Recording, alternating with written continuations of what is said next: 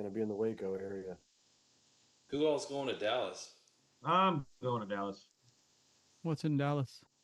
Okay, hold on just a second. Haha. Hello, friends and brothers. This is Dennis with Masonic Improvement with my late great co-host Justin Jones. He's made an appearance today on his birthday. Thank you so much for coming on today, Justin. I'm so glad you're here. And then we've got the rest of our inner circle and a new participant with us tonight, Justin Diaz. So as we, here in just a second, we'll let the guys start chatting like they were doing, just going about their business, waiting for me to get my stuff together. However, first, I would like to go around the room and everybody introduce yourself and tell us what lodge that you're from. And you don't have to give the laundry list. Go ahead and just give maybe a mother lodge and a home lodge, and that will suffice. Because I know some people have laundry lists of lodges, and that is unnecessary at this juncture. Let's start with Brother Messer. How are you, sir? I'm good. Um, I got my EA degree at West University 1292 about 30 odd years ago. Um, Life got in the way and I didn't finish. I finished within the last few years and love my family and my kids, but didn't realize the hole that was there that existed after growing up a pretty active DMLA and around the Blue Lodge as a kid. So, um, sorry I got here as late as I did, but I'm glad to be here and I've got ground to cover. So, I am the Worship Master elect at Lafayette number 34 in LaGrange. I am holding over for another year, and I'm also the Junior Warden elect at West University 1292.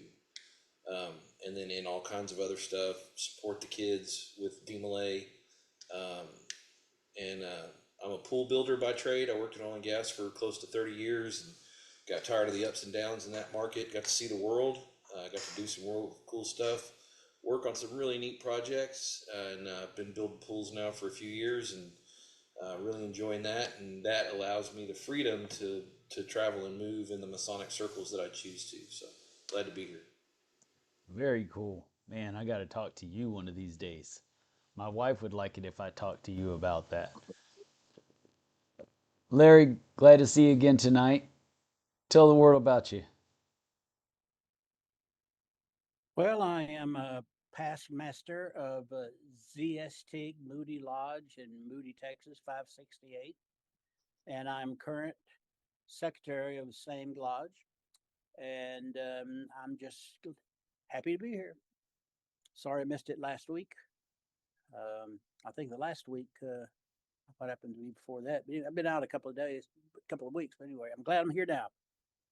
All right, glad to see you. Justin Diaz, tell us a little bit about yourself. Hi there, I'm Justin Diaz, checking in from mid Michigan. Um, the podcast, the show has been a big part of my journey the past 3 years. I've been watching. I became a inner circle member about 5, 6 months ago, and I really enjoy the podcast. It's good topics. They really touch base with me, and I really enjoy the humor. Sometimes it's you and Justin Jones, Dennis, talking about the history of corn or the the burning of the great library of Alexandria. It's a it's a good travesty. it's a good time. That was a So I really enjoy the show. nice, nice. I am not a Mason.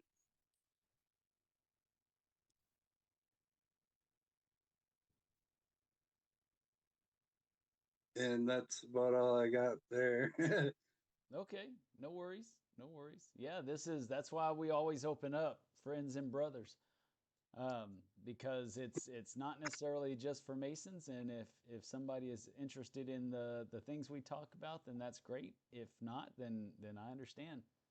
This is and we've had several people through the show go from Mr. to Mason, and that's been really awesome getting to see. Glad to have you here, Justin.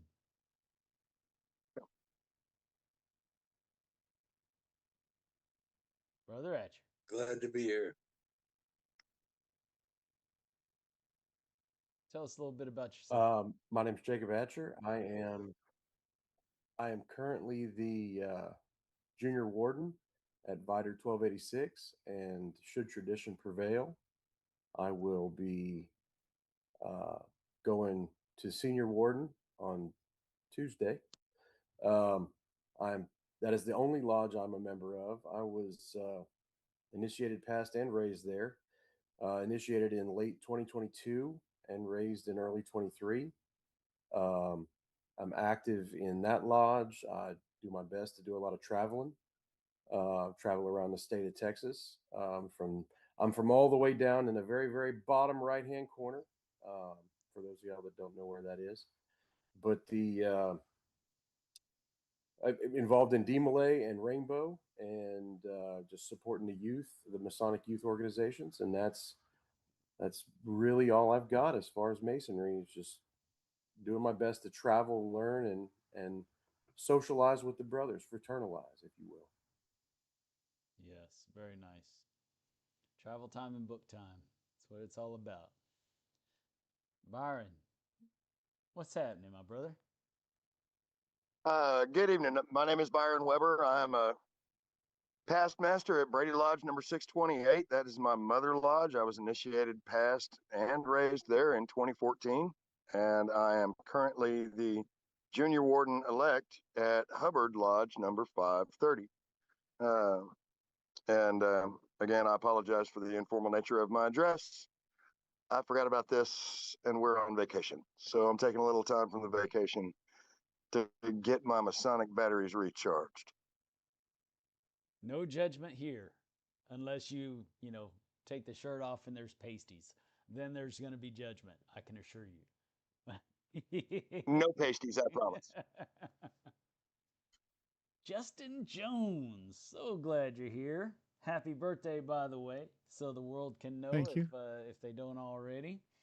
And if y'all didn't hear me on the introduction, Justin is the founder of Masonic Improvement, and was the host for many, many years until he brought me on, and then he got sick and tired of being a part of it because I was on the show and I never let him talk, and so he left, and now he very rarely comes back. But we're so glad you're here, Justin.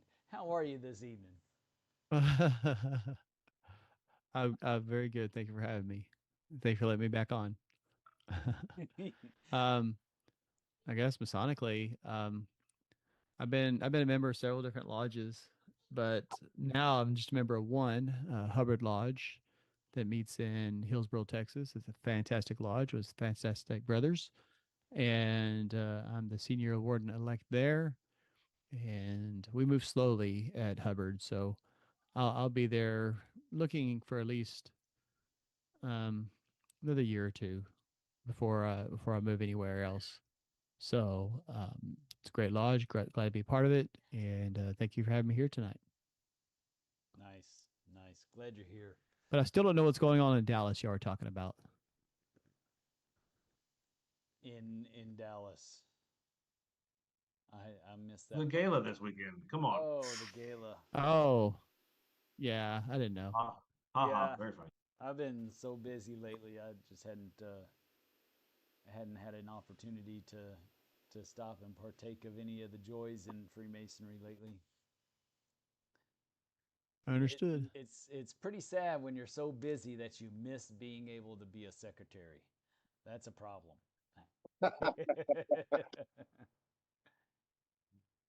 And last but not least, well, actually not last but not least, we got a couple in the chat that I'm going to mention as well. Go ahead, Josh. Tell the world about yourself. Oh, we ain't got enough time for that. Josh Kovar, Here's your 1 minute raised of fame. 1 minute timing. Okay. No, initiated, raised, pass, and all that in Goliad 94. I am a past master of Goliad 94. I am a past master elect of Quero 409 and worshipful master elect of Victoria number 40. I've been doing this for about 5-6 years. Thoroughly enjoy it and enjoy the conversations here on this podcast. Nice. Glad you're here, Josh. And then I want to also give a shout out to Brad Parkinson. He is an Inner Circle member that's on as well. And we've got Jason Reichenberg that's in the chat right now. He is an Inner Circle member as well. And they're hanging out in the chat tonight, which is awesome. I appreciate y'all being there. Hopefully y'all can help answer questions if people come on. And then Ian Matson is on, so glad to see you here. And for those of you who don't know who I am Dennis Yates, your host. My mother-in-law is St. John's 51 up in the Collin County area of Texas, in McKinney, Texas. And Josh knows that very well because for many years in Goliad, I would always say, well, in McKinney, we would do this. In McKinney, we would do that. And that's because McKinney is a Vanguard Lodge, and I am very proud of that lodge and all that they do and contribute to Freemasonry in Texas. We've got a bunch of strong leaders that have gone through that lodge. And then I still have to say my home lodge is Goliad 94, even though I'm not there as much as I'd like to be. I have so many things that are happening in the world of my Masonic world as well as my personal life that it really has made it tough for me to get in lodge, especially lately. And but I still believe I am a past master of Goliad 94, and I still hold it near and dear to my heart, and believe that that is my home lodge. Even though I'm secretary of a couple of other lodges, that is my home lodge. So that being said, I'm also a member of the brand new Sirius Lodge in New Mexico, and it's considered a best in practice type lodge, and we just recently got our charter there. I'm a member of Kingston Lodge in New Mexico, but we just chartered Sirius Lodge last month. The first day of meeting was this month. So shout out to all you brothers out there that are watching from New Mexico, my home away from home. Thank you all for coming on. Thank you all for spending time with us tonight. So one of the topics that we had, and just so that you know, if any of y'all are interested in jumping on the show, you're welcome to jump on tonight with the Inner Circle. I posted the link, the Zoom link, in the Masonic Improvement, on the Masonic Improvement Facebook page, and also in Texas Freemasons, because I wanted to give anyone who's interested, an opportunity to come on the show and let us know who they are, and personally thank you for supporting Masonic Improvement and our endeavors. So that's part of this. As I was telling the friends and brothers earlier, the reason I didn't put it out there as much this week is because I really wasn't sure of how my schedule was going to play out, because I've been very busy. In fact, last week we missed the all-in show because I've been so busy. But tonight we're able to pick it up from there. Yeah, we So had to go searching for you last week, Dennis. I know, I know. There were several people that were checking on me, and I was elbows deep in a fiber outage that um, I really could not stop until I got to a point to where people were back in service. So whenever I'm in an event like that, major corporations are down as well as uh, sometimes, you know, thousands of people. So it just depends on the nature of the outage. But yeah, it was a big one last week that kept me out. Thank you guys for checking on me. Which, by the way, Daniel Dutton, one of our longtime members and contributors and friends, and he's feeling ill today. So everybody keep him in your prayers. Um, so we're as many of you have said, you are different position elects and things of that nature. And so one of the brothers brought up the thought of let's talk about officers and the progressive line and the good, bad, and the evil in the progressive line. What what is good about it, and what are the challenges about a progressive line in any officer line, really? And this can happen in any, so even if you're in civil service or something like that, you can be an officer in a civil service group, and they can still have the same type of situation. Other organizations have these same issues that we have within Masonic, within the Masonic lodges. Other organizations have the same kind of thing because you're basically a leader of volunteers, and so it can be very challenging doing that. So with that being said, that was brought up earlier this week to me, and I think it's a great idea. It's a perfect time to discuss why or why not we would want to do something like that.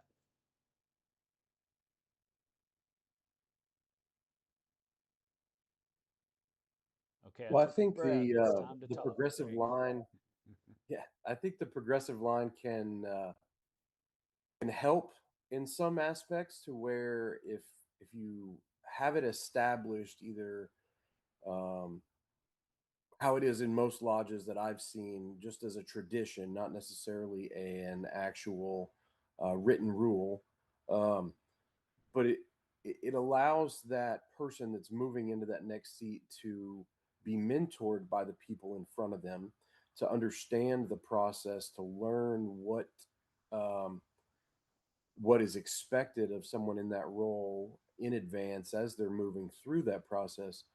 But at the same time, I think too, and even in my short time in masonry, I've seen it in a few lodges to where the person that was put into that next position um, maybe isn't the best person to lead. Uh, Maybe they're great at participation, maybe they're great at ritual, but they're probably, maybe they don't have the leadership that might be expected out of somebody that is a worshipful master. But because that is the tradition, it just becomes what everybody goes along with as part of that process. So I think that those for me individually, those are my two biggest that I see um, as a benefit and an issue with the progressive line. Absolutely.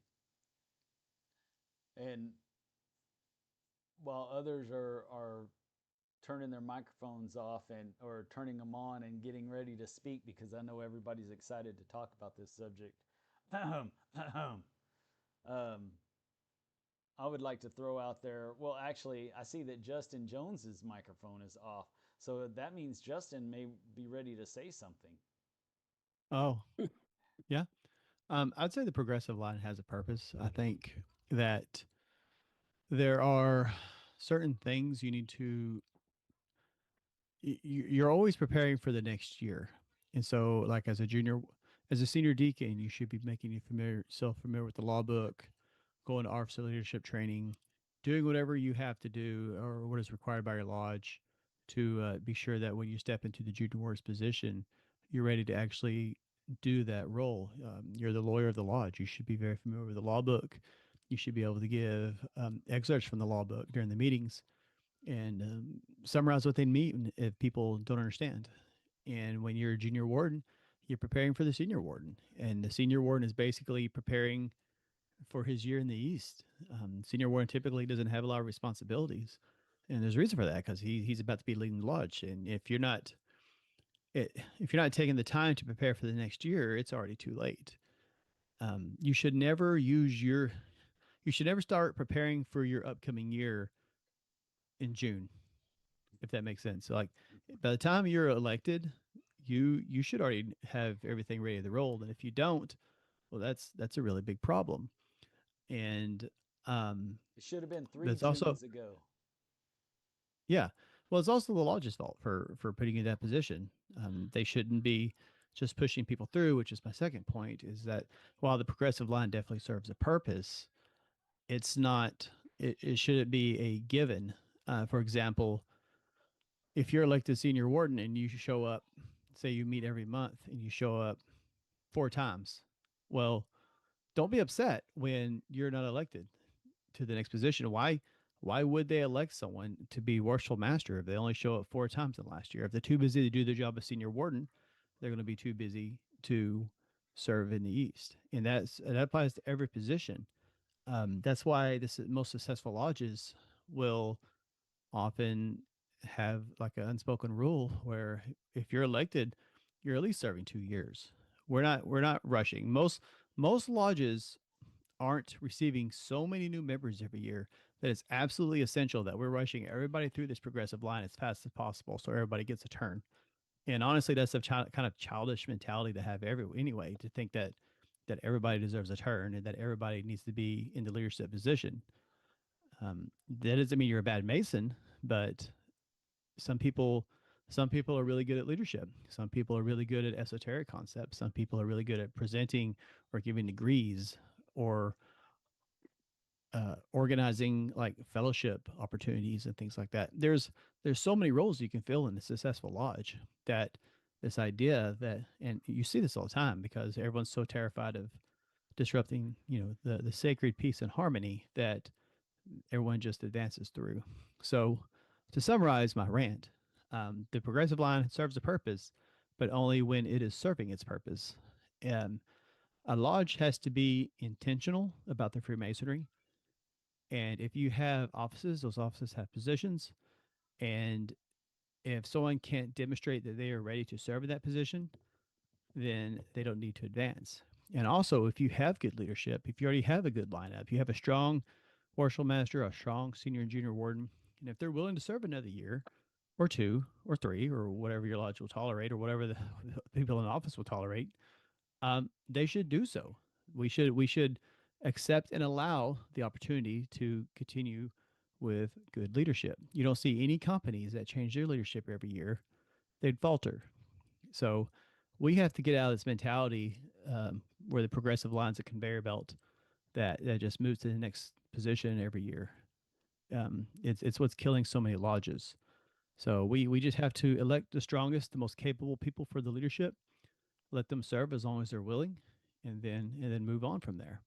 So everyone is receiving the benefit of being in that position and preparing for their next year, but also understanding that the advancement will happen when it happens, and if you qualify for it. I recently talked to a lodge in my district.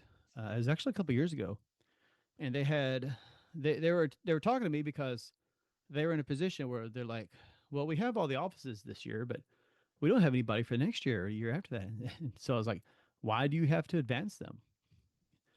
If you're in the East, by the time your first year is over, when you finally think you have a grasp of your job and how to lead the lodge, your year's done.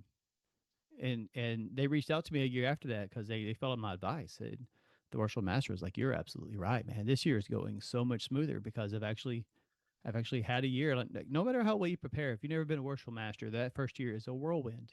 But when the second year comes around and you have that experience and you know what to expect, it goes much smoother. And the lodge benefits from leadership like that. I'll end my rant. Yeah, you had so much emphasis on it. I knew it was a rant. The way that you expressed all your opinions, it just had that rant feel about it. And I tend to get ranty. Boy, I'd that's hate to see you really angry. Golly. Yeah, those are excellent points. I tend to agree with every one of them. I think you and I have discussed these on many occasions, and you know that I tend to agree. Um, I know Brother Messer has had some ideas on this stuff. What you got anything for us tonight? Drop some wise words on us there, Jeff. Yeah. So, Yeah, somebody's uh, got to get us through the turbulence of that last rant. I mean, it was pretty rough. well, but I think as brothers Atcher and Jones both said, in the right lodge, the progressive line is an asset. I'm holding over this year. We're still going to celebrate it. We're going to have a big installation. Everybody's welcome, because installations need to be events. And I think because we've watered down that installations aren't events, then officers don't appreciate the roles that they have. Similarly, guys don't appreciate the power they have when they sit in the East as worshipful master, because in all too often you see lodges that are just plodding along, right? And some would say, oh, well, peace and harmony is prevailing, the worshipful master doesn't have to do anything. And I'm not advocating that there's turmoil. I'm just saying that, to Justin's point, it's okay to slow down. I'll tell you what, I think the greatest thing is I started to assemble the line of appointed officers at Lafayette this year. I went, from senior deacon down, and I asked guys what they wanted to do. And one of my appointed officers from this year said, I'm not ready to go up. I don't want to ascend. In fact, if somebody else wants to take my place, they can, and I'll move down. Or maybe I don't hold an office this year. I'm not ready. And I said, you know what? I don't have a problem with that. And then in retrospect, I thought, well, gosh, maybe, and I'm not trying to get the big head here, but maybe we're doing something right, that guys are saying that, that they don't want to go up, right? Because they see the work that we're putting in, and the change that we're making, and so much good that we're pulling together as a team. So in the right lodge, progressive line can be an absolute asset.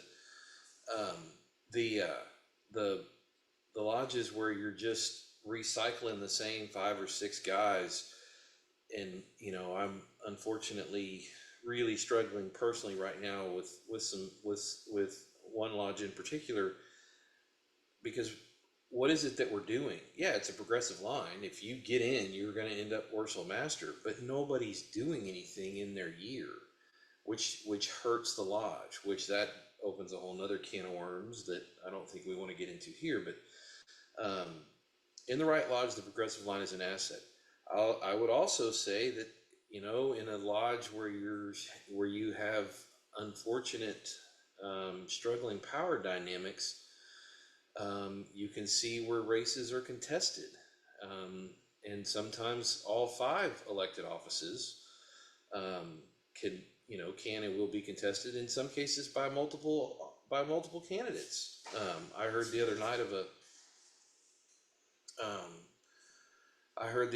a lodge that they nominated 3 different secretaries. So I think that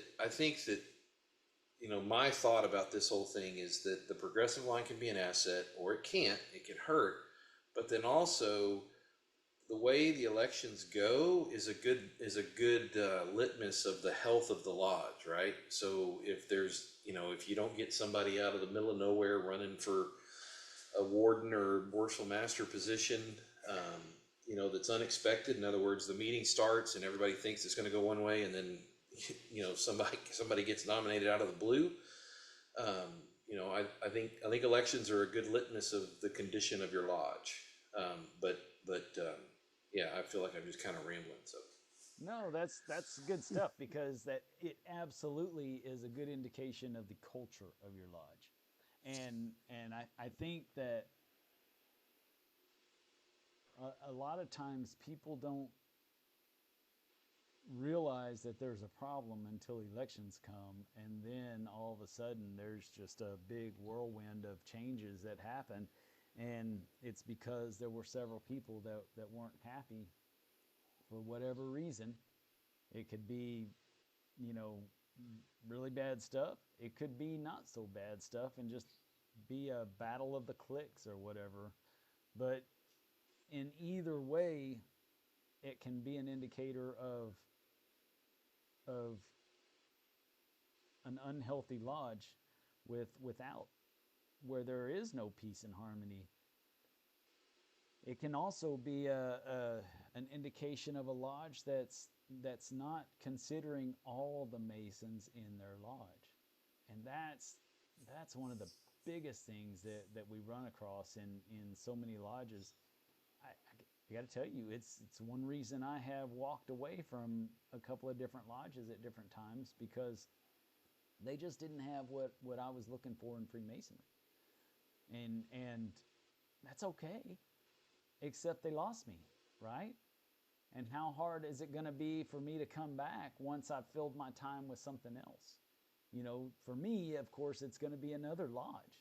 So with that time that I'm spending on this other lodge, and the more I become more invested in this other lodge that's providing that value to me, then really how hard is it going to be to come back?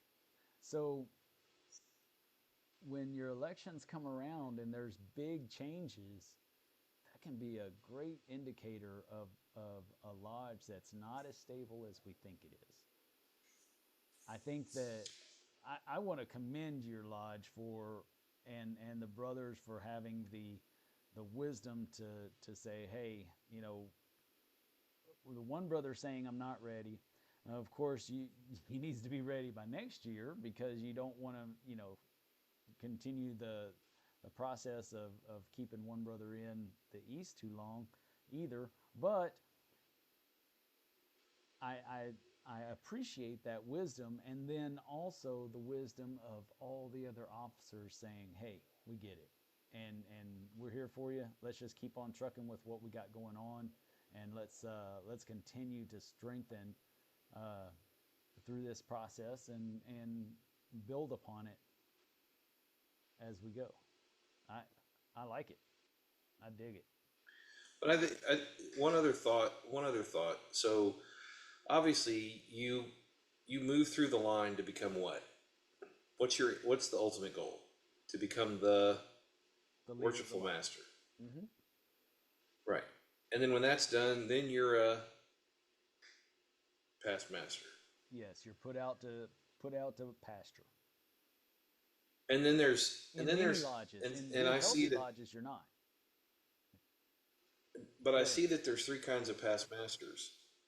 There's the ones that get out of the East and then never come back because they wanted that title that does no good for them in the profane world, right? I mean, walk into Starbucks and tell them you're a past master and see what they tell you. My kid runs around telling everybody he's the state master counselor at Texas DeMolay.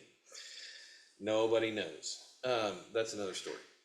And then there's the one that, and I'm certainly in this club. Like I want to do a good job as worshipful master, but I need to get that under my belt, because then that hopefully opens up doors for me to serve the Grand West in terms of supporting with committees or being involved at a Grand Lodge level, right? So to me, it's just part of that progression to where you want to get involved. And then there's the guy that sits over in the corner and grumbles the whole time and corrects everybody for their work, even though they're probably wrong. We need all of them, but Yeah, it's an interesting time, and it's also interesting the lodges that 11 months out of the year everybody's slapping each other on the back and sharing coffee and all that, and then it's election night and it's like fangs out, right? It might as you might as CNN would like to cover it. You know, what's interesting about what you said there is that first past master. Um, I don't think it's just that they were just looking for a title. I think that there's some past masters that were not re-engaged after they left the East. Like there's two other types of past masters, right? So yeah, you do have those that were just after the title. That's all they cared about. You do have, which you're right, put that on your resume and see how far it gets you. And then you do have folks that that they leave, but not necessarily because they wanted that title, but because the lodge was so dysfunctional and they weren't trained very well to begin with through that progressive line, and so it really hurt them in the process. And so they walked away because it was a very bad experience as the leader of the lodge, because they were never trained up in the best ways of being a master, and so therefore when they had that position they didn't really know what to do with it. And you have a lot of strong-willed past masters, grumpy old past masters out there that'll let you know how bad you're doing if you're not doing exactly what they like. And it can really dishearten you. And seeing the business, especially if you're not really trained up for it properly, seeing the business of the lodge, really having your eyes open to it for the first time, it can be hard, and it can hurt, and it can hurt anyone. And so I would say that you've got those out there too, and we can't forget about those guys that uh, they didn't have the mentorship that they really needed. And that's on all of us, right? Especially us past masters. If we're not really encouraging these new leaders, and we're not supporting them and helping them to achieve the best that they can be, then that's on us. That's our failure as past masters, in my opinion. Still Yeah, to but this day, I may not just be at Goliad a lot, but I am always at Goliad for any of the members there that need me. If they call me, I will answer the call. What were you but gonna say? like Justin said, you don't start planning your year, in June as worshipful master. But one of the things that I'm committed to this year is putting together a calendar that the next guy, if he follows that calendar based on what we've done as a group over the last few years, his year's already smoother, right? Yeah. Then he can focus on, then he can focus on making Masons, not running the business, right? Because it's two very different things. There's one running the business and two making Masons. I agree. I agree. The What's interesting about that calendar is number one, that's one of the most important things you can do. Somebody asked on one of the other podcasts not too long ago what the most important lesson we learned as when we came in, and I said the rule, right, the 24-inch gauge, because that was the most valuable lesson I could gather, and that's the management of my time. And I think that you doing that is extremely beneficial for the next guy coming in.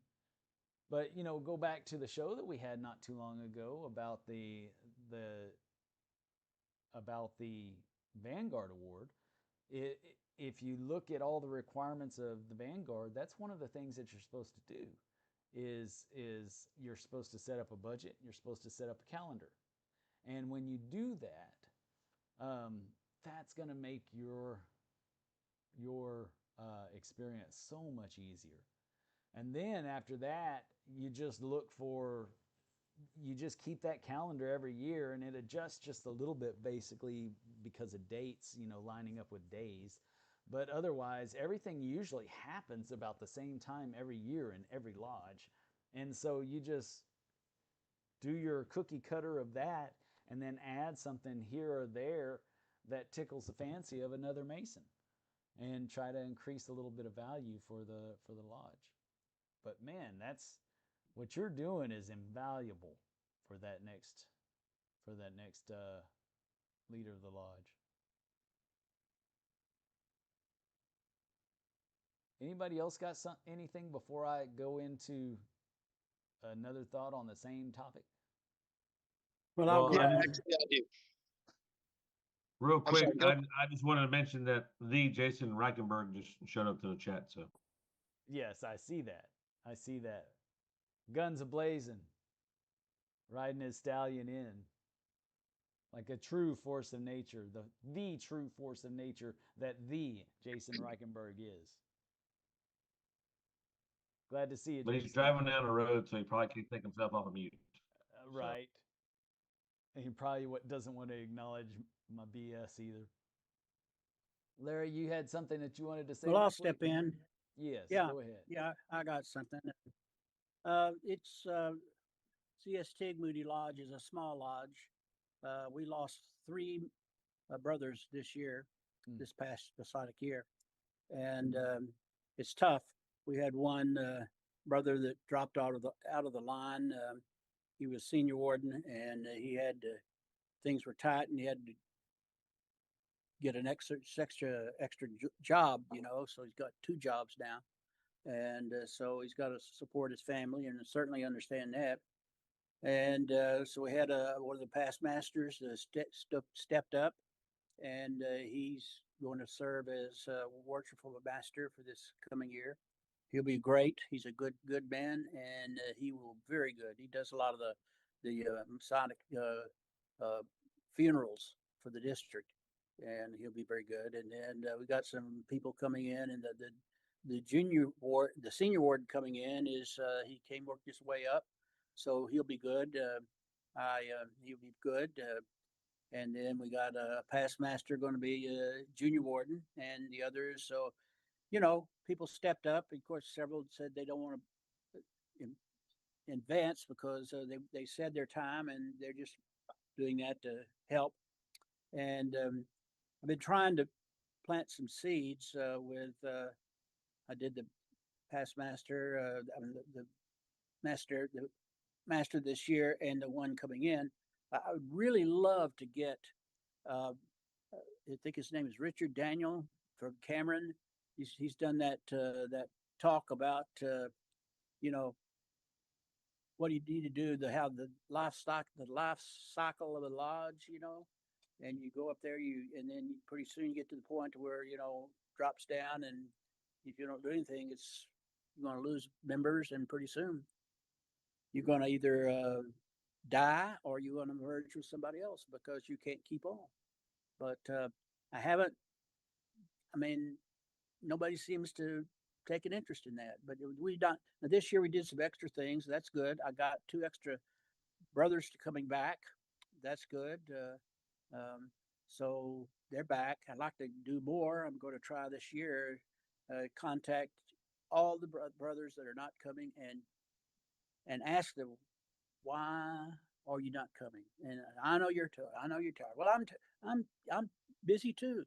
I'm retired, but I sub, but anyway, there's a lot of excuses. But bottom line, I've learned in my years of that people make time for what they want to do. If it's important to them, they make time for it. Otherwise, they'll find all types of excuses why they can't do it. So either masonry is good for them, it's important to them, or it's not. And if there's not, then we really don't buy. You can say bye. I'm sorry to say that, but you're not going to hate to be that way. But I thought about something that if I don't get something on that, then I'll step up and be a worship master, and I'll invite him myself. And there's another like Eddie Lodge. It's only 7 miles away. They're small, just like us, and probably Stanford Lodge in Lorena. they're doing real good. But we got brothers that are a member of our lodge too, and I think they probably will come. I'd like to have enough people coming there to make his trip worthwhile. And Justin Duty coming in to the if there he's a member of our lodge.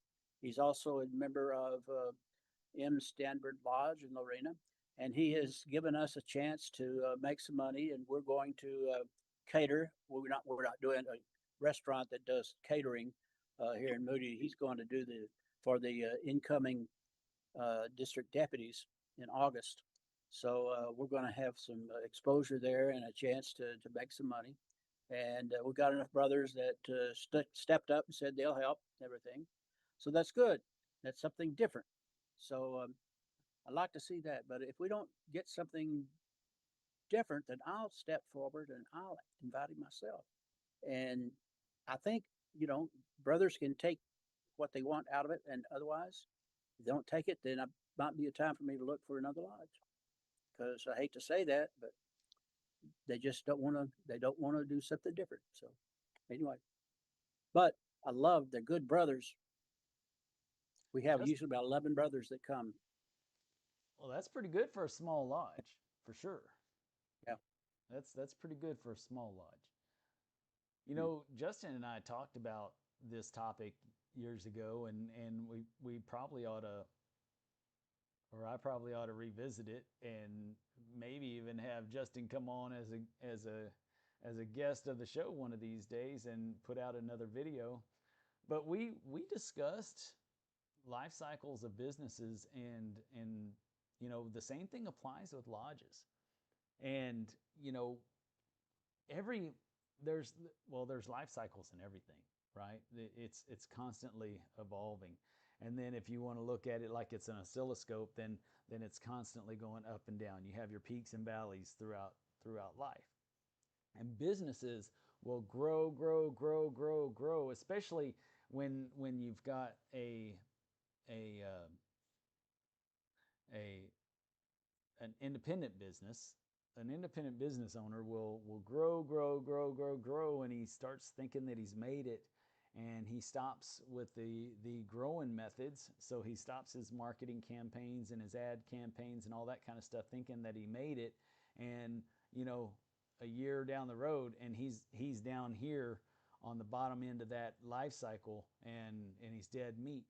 Well, the same thing happens with our lodges. We get busy, and get strong, and then we get complacent in what we're doing, and we stop doing the things that made us strong, and we just fall right back down to the bottom real quick. I mean, it's a slippery slope, and so that's a constant reminder to all of us, really, that when we're in the thick of it, no matter how solid we think we are in our lodges, we have to continue doing the things year in and year out that have made us successful in the past. And sure, you can tweak it for different cultures and different shifts in personalities and stuff within the lodges, but you keep that basic mold going so that you can keep that keep the bones strong within that lodge. Keep feeding, you know, the marrow into the bones so that it stays strong. But there's something I wanted to bring up in regards to this. Has anyone out there served as a board member of any organization at all, whether it be a nonprofit or a for-profit organization? Have you served as a board member? Multiple times. Right. So as board members, now let's go to a large corporation. Let's make this easy to comprehend and to understand, and also be to the extreme to where it's recognizable, and really can help you to grasp why it's important to function for the greater good. You know, board members are typically not employees of the organization that they serve on a board with. most of your big board members out there for your Fortune 500 or your Fortune 100, 500, and a little bit smaller companies, all of those board members out there, they are typically board members of several different companies. And there's several different people in each one of those circles, right? And what's interesting about the mentality of someone who serves on a board voluntarily, offers up their time, their energy, their wisdom to support a company that they may or may not be making money off of, as far as stocks and stuff like that. They may or may not be invested with that company, but they're serving on that board for the common good, for the greater good, not for themselves necessarily. But that those board members also support each other. Board members on a bigger scale will typically go will accept board chair seats. They'll typically accept seats in different areas where they can find value from the other board members, and they can learn under mentorship of other board members. And the other board members, they'll vote to bring somebody in that they think that they can learn from, right? To keep their business going. If they want the business to do something in a certain way, then they're going to go get this guy who is good at this certain thing, and they're going to put him in that chair. And that guy will typically accept that position because he wants the wisdom and understanding and knowledge from all these other people that are at the top end of their game. They are sharp, and they are there for a reason, because they are relentless in always educating themselves on how to be better. That's the one trait of a board member that you'll always find, is that they're always trying to figure out how to be better. In the lodges, it's much the same. We should always, in any position that we accept, number one, we should have something positive to contribute to the group for the greater good. If we don't have something positive to contribute, we don't need to be there. We shouldn't be there. We should turn it down. Number two, we should be looking at all the other people that are in that group, in that trusted position of trustees. Let's call them what they are, trustees. So they should be looking at all the other trustees that are there and looking to see what they can learn from there. If Justin and I have talked about it many times. If you feel like you're the smartest person in the room, you're in the wrong room. So when you take on a position, don't go in thinking you're the smartest guy in the room and that you're going to change it all and do it all for, one way or another. We have to walk into it with humility. That's what's best for the organization. We have to be willing to learn from those around us, because each and every person there is there for a reason. And in the lodge situation, they've all been elected there. Every one of them. You've got your appointed guys, but your top 5 officers, they're all elected positions. So that lodge, as a collective, has thought that these people are the best people for the job, that they can contribute to increase the lodge so that they can help aid and support the lodge better than anybody else in that position. We have to remember that. And if we remember that, those people deserve our support and our help. Doesn't mean that we have to be blind to whatever they want to do. I mean, I can tell you, there have been a couple of brothers, well, several brothers, and believe me, coming from me, it's kind of hard to believe, but there have been several brothers out there that I have helped from getting into some serious trouble with things that they've wanted to do, and not because they were doing it sinister, but because they just didn't know the law, and they could have actually gotten kicked out of the organization over the things that they were wanting to do. Shoot, one of them, well, two of them were against the laws of the state of Texas, and they just didn't realize it. But they learned, and I was able to support them and help them get through it, and they were better for it. The lodge was better for it. I didn't do it out in front of everybody. I pulled them aside and helped them out, and all was well. So I would like to go back to what I had said earlier about the fact that Masons will leave a lodge sometimes from just not finding the value in that lodge. Sometimes it's not having anything to do after they leave the East. Sometimes it was a bad feeling that they had. Masons leave for various different reasons. But once they're gone, it's very hard to get them back, because they usually fill up their time with something else or a different lodge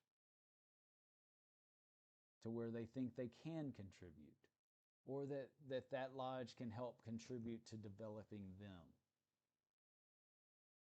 So as we look at this season with all the new officers out there, that's something that I would like for everyone to take a minute and think about, is the fact that I hate to use today's terms, but I will. We all want to be seen, right? We all want to be seen. We all want to be recognized, and we all want to be valued. But we also want to find value in the things that we do so that we can become more valuable. If we're not developing our internal, then what the heck are we doing with our external? Does that make sense? Does any of what I just said make sense?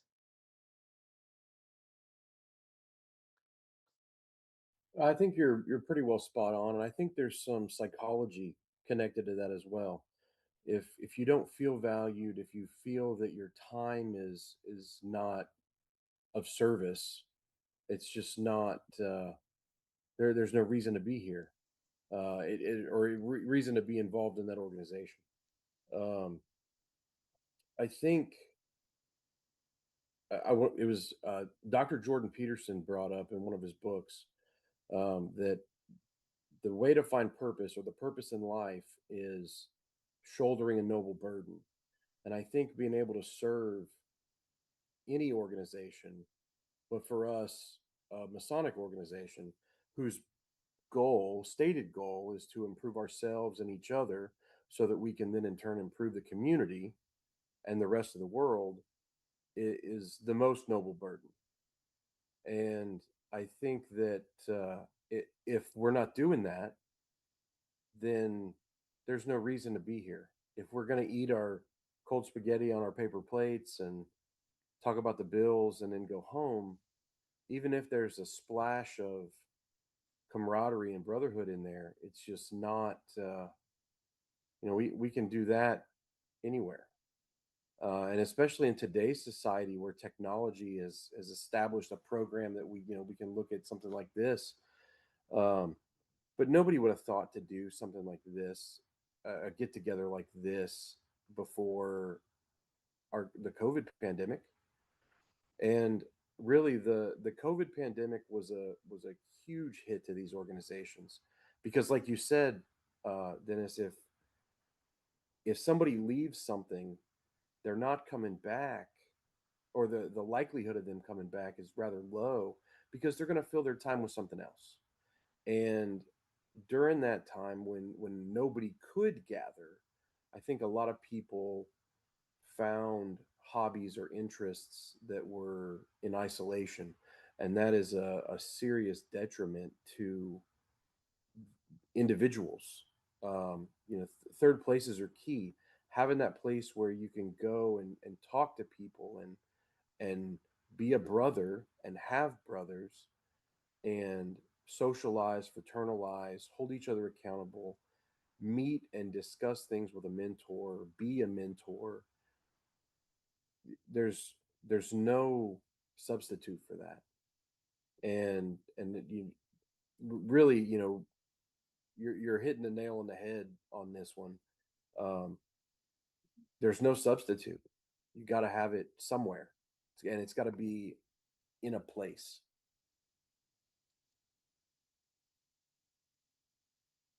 I agree. I remember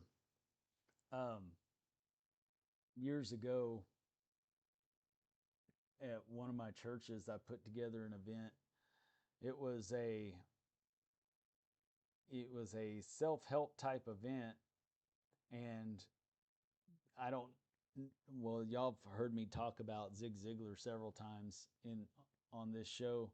Um, but one person I hadn't talked a whole lot about was Trish Dunham, who was at the time he was the vice president of international um, marketing for Zig, and he came over and did a program for me as a fundraiser for my church, and it was interesting because it was all about having a purpose driven life. And I want to say that it wasn't a very good success because it didn't make the church a lot of money. There were only like 30 participants. No joke. There were only 30 participants. But I will say it was a success because of those 30 participants that came in. Those 30 participants just happened to be the top 30 businessmen in our city. And it wasn't one of these little cities like I live in now. This was a city of 100,000, 200,000 people. And we had the top 30 businessmen in the area come in for this little fundraiser. And what was the common denominator? Every one of them is purpose driven. They care about what they're doing enough to improve themselves so that they can make a stronger impact in the world around them. And I think that that's something that Freemasonry has to offer that we forget about. We get caught up in the everyday, and the ritual, there's a certain amount of magic that happens within ritual that some people are afraid to call it that, but anytime there's transformation, there's magic that's happening. But there's a certain amount of magic that's happening there whenever you're putting all your focus and your energy into something and helping someone go through initiation. It's really a magnificent sight. It not only helps that person, but it also helps everyone that's involved in that process. But the other thing that happens is you've got all these people that are purpose driven on this one focused thing to help improve somebody. And in doing that, they're improving themselves at the same time. And that's magic. That's synergy. That's something that you can't get from any old organization. I mean, I really enjoy Rotary, but you just don't get it there at the Rotary. I pay my dues and get to eat a meal and listen to somebody speak, and that's great. I love education. I love becoming a better person, whether it's in business or in my spiritual life or faith life. But it's just not the same as when someone's going through a intellectually driven spiritual revelation. And that's what ritual is, right? And I think that top performers understand that concept, and they stick with the people that are other top performers. Who are you going to? Well, okay. It's the same reason why they use the little rabbit in the dog races. It gives them something to chase after, something to go for, something to beat so that they can catch. Well, if that rabbit was going slow, the whole herd would just be trotting along. The whole, it's not a herd, it's a pack of dogs. It would just be trotting along. They keep that rabbit going fast so that all the dogs have to keep up at a fast pace. Same thing with businessmen. At a top level, you got to have top level people around them. We need to think about our lodges in the same way.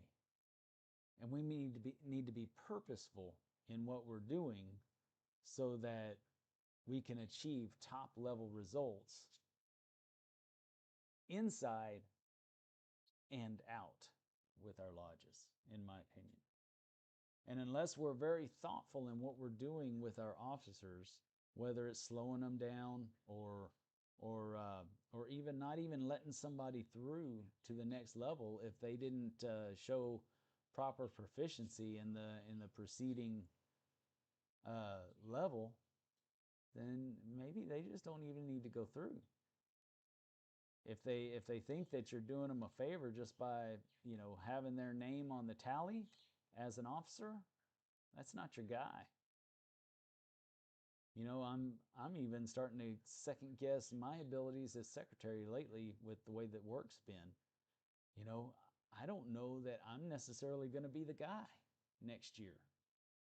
Can I be the backup for somebody and help the lodge stay out of Grand Lodge jail? Absolutely. Am I the guy to carry out the day-to-day?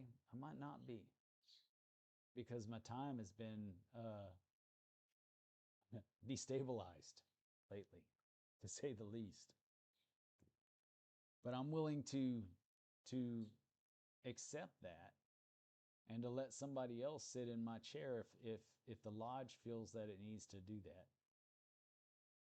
And it's the responsibility of every lodge and every lodge member to think in those ways. To think about, am I performing at the top of my game? If I'm not, who can do a better job than me? I want that guy in there. I want that guy that's going to make me look like I'm standing still. That's who I want in there.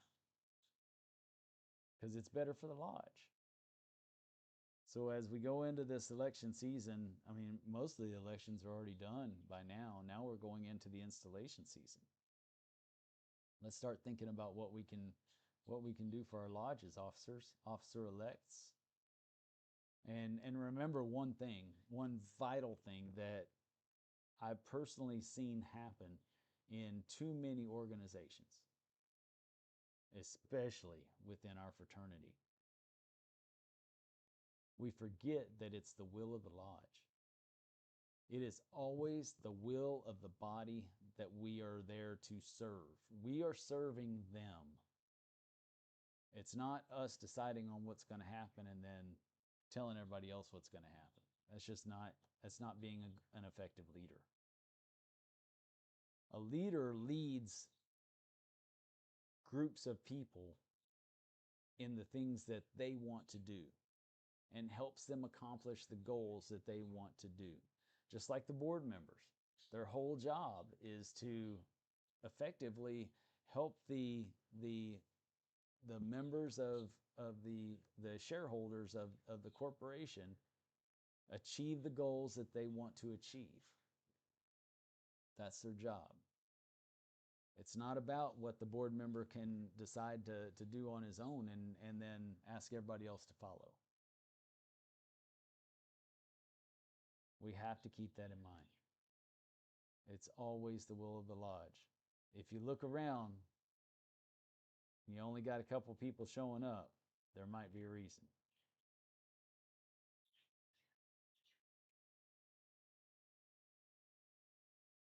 We need to contemplate all these things. I've got a question. I don't want to steer the discussion any further away from No, you from go what right we're ahead talking because about, but we've talked about I this and witnessed talked about it. something.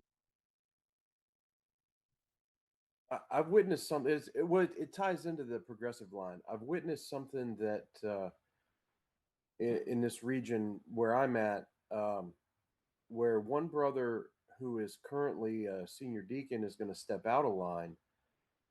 Is it traditional practice, and this is kind of just an open question for anybody, traditional practice to put someone else in that spot, or to let everybody move up an additional spot in the progressive line and put that new individual at the back of the line? How is it handled Man, that's an at anybody excellent else's question. lodge in a situation like that? That is an excellent question because I've seen it, and I've seen it in a couple of different ways. And I've seen both ways be successful. So the worshipful master ultimately appoints all those positions, right? They're not elected. So those are appointed by the master. Nobody else appoints them. So I have seen it to where the master decided, okay, we've got this progressive line, but everybody needs to be in their certain position so long before they need to show that they're worthy before they move up, because these are all new guys. So I've lost this one key player in this cog in the wheel. So I'm not going to replace him, or I'm not going to move everybody up out of turn. What I'm going to do is I'm going to put this other person in here that I know is capable of taking it from there. And I've seen that and seen it done very successfully to where he appoints somebody completely out of left field. Or you would think it was left field, but it was really somebody that they thought that could really do the job. And then I've also seen to where they just push everybody up, move everybody up, and let the next guy start at the bottom and keep on trucking. Both ways can be successful as long as you have the people in front mentoring the guys behind, and the guys behind them helping support the people in front of them. As long as you have that process, you can't go wrong. You just find the best guy that's most prepared and will be prepared long term for that chair. Because with the progressive line, we have to think in the lines of, at that point, 5 years to be in the East. So, and then now, and I have seen to where they just put somebody in there for the year, and then everybody just geared up to move forward, to make that big move on the next election. But, it really just depends on the situation. Depends on the lodge, really, and how deep they are in qualified people. There's some lodges that have way more people that are qualified than other lodges, for sure.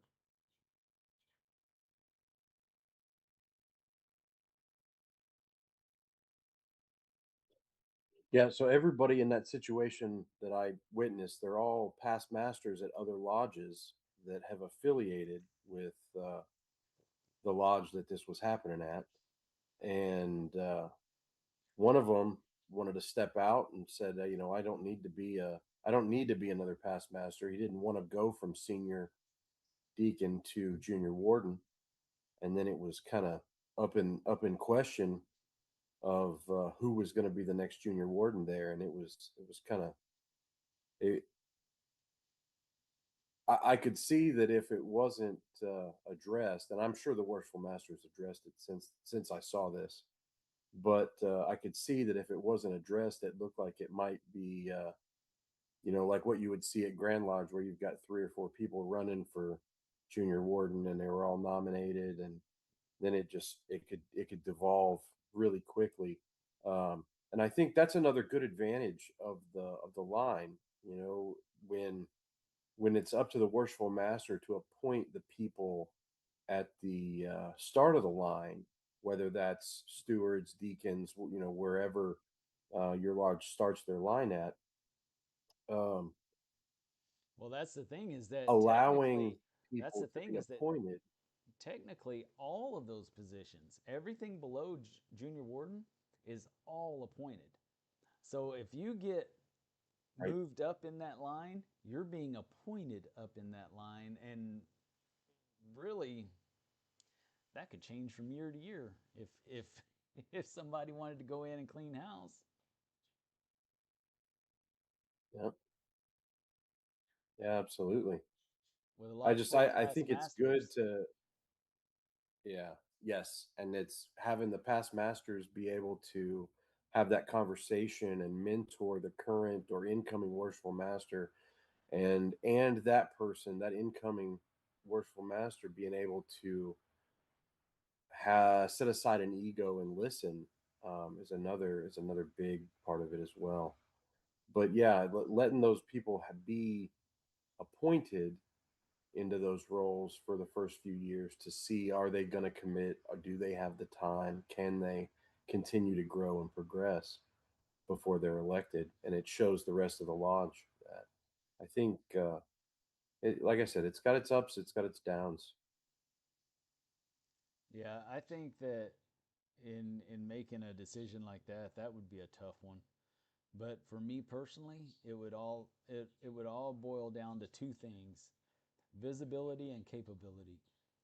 And the first thing I would look at is how many times have I seen that person up at lodge, and consistently.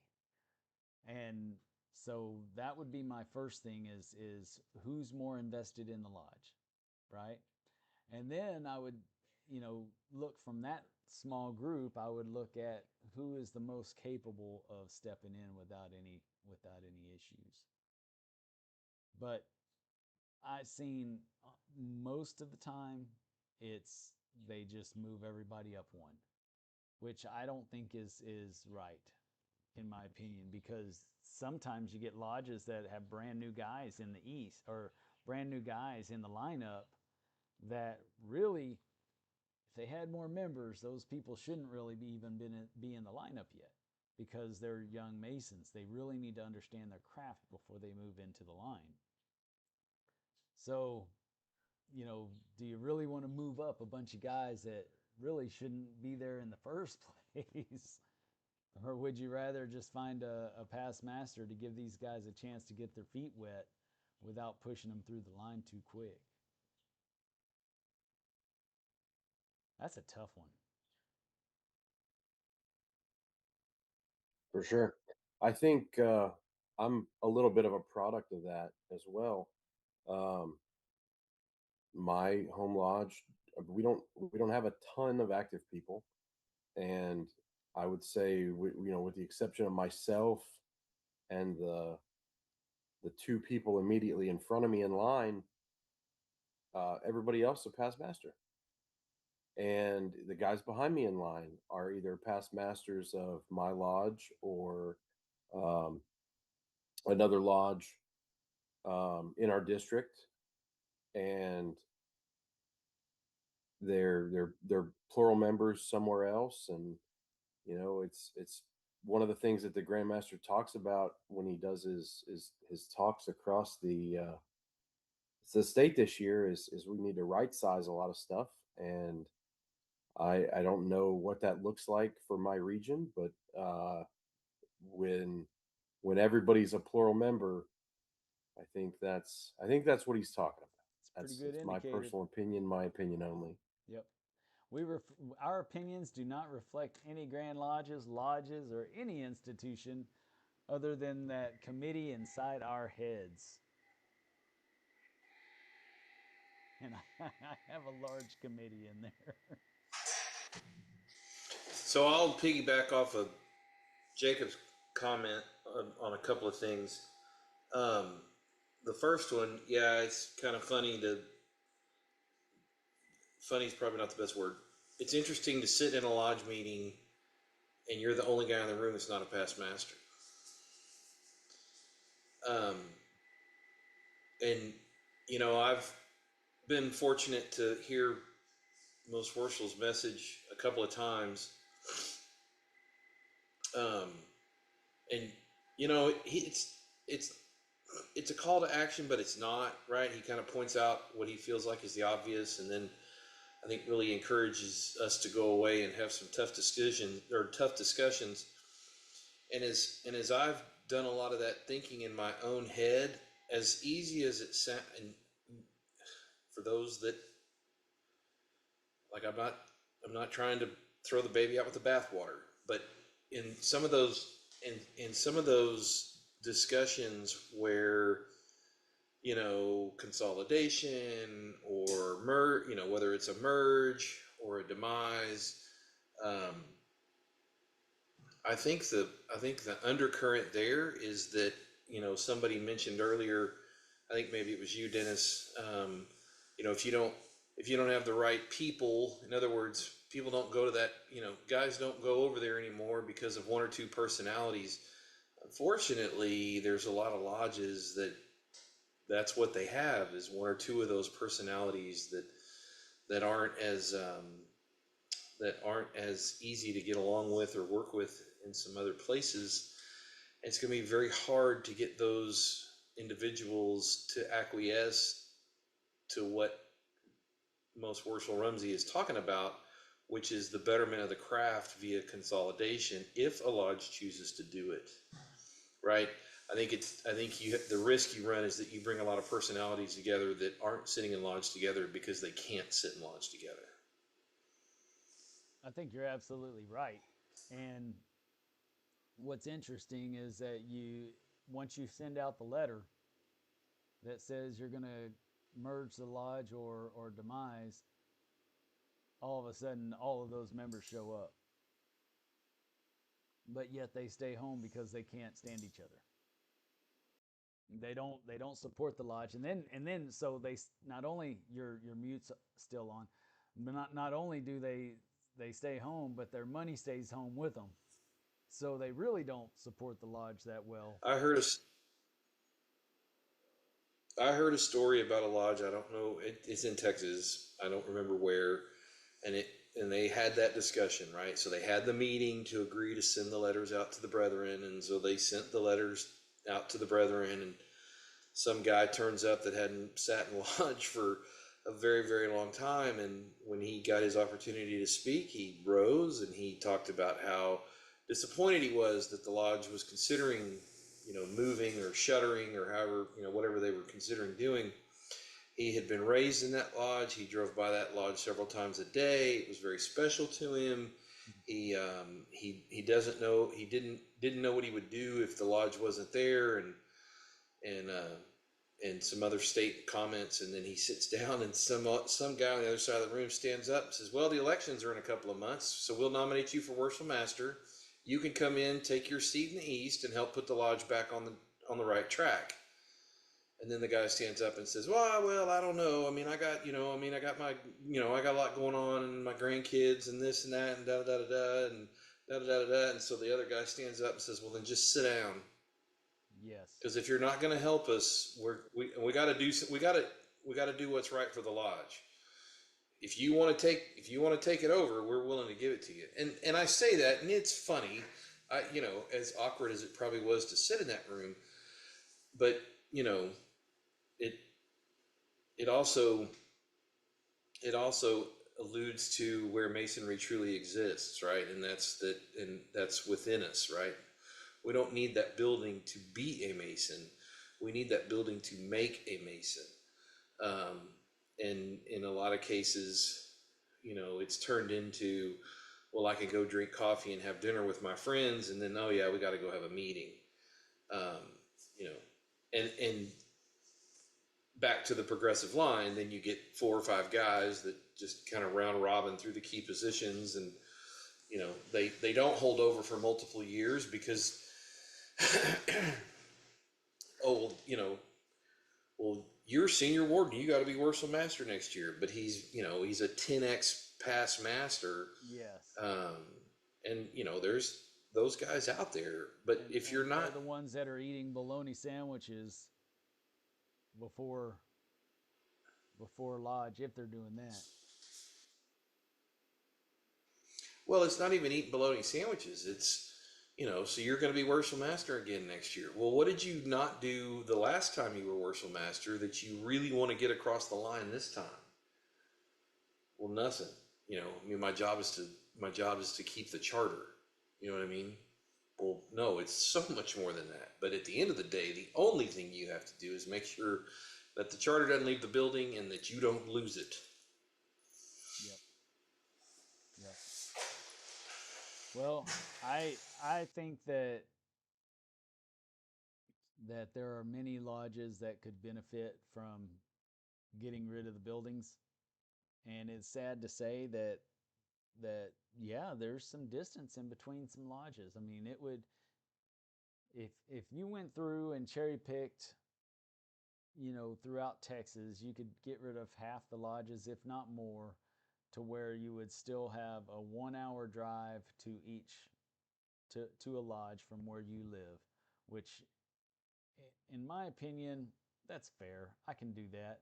There are people that do that for work, living 10 miles away from, their job. They commute an hour a day each way to work. I mean, it's not really that inconceivable to be able to do that for lodge. And in fact, there's guys that do that for lodge in those same big cities. They'll spend an hour driving 20 minutes, what would take us 20 minutes to get somewhere. They drive an hour to get, 10 miles down the road to get to their lodge. The I Don't tell my wife, but I'm 2 hours and 15 minutes going to, and I'm 1 hour and 45 minutes coming home. my my wife knows very well what I'm doing. She makes sure that we have all the different fuel rewards with all the different gas all the different gas companies so that I can take advantage because it's gotten so bad.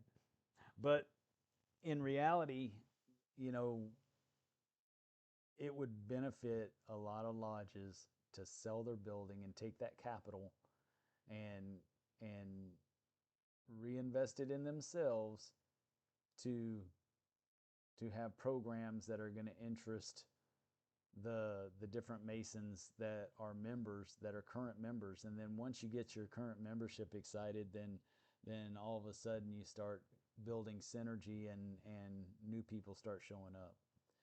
When I still believe that there's no advertising or marketing that's going to fix the situation.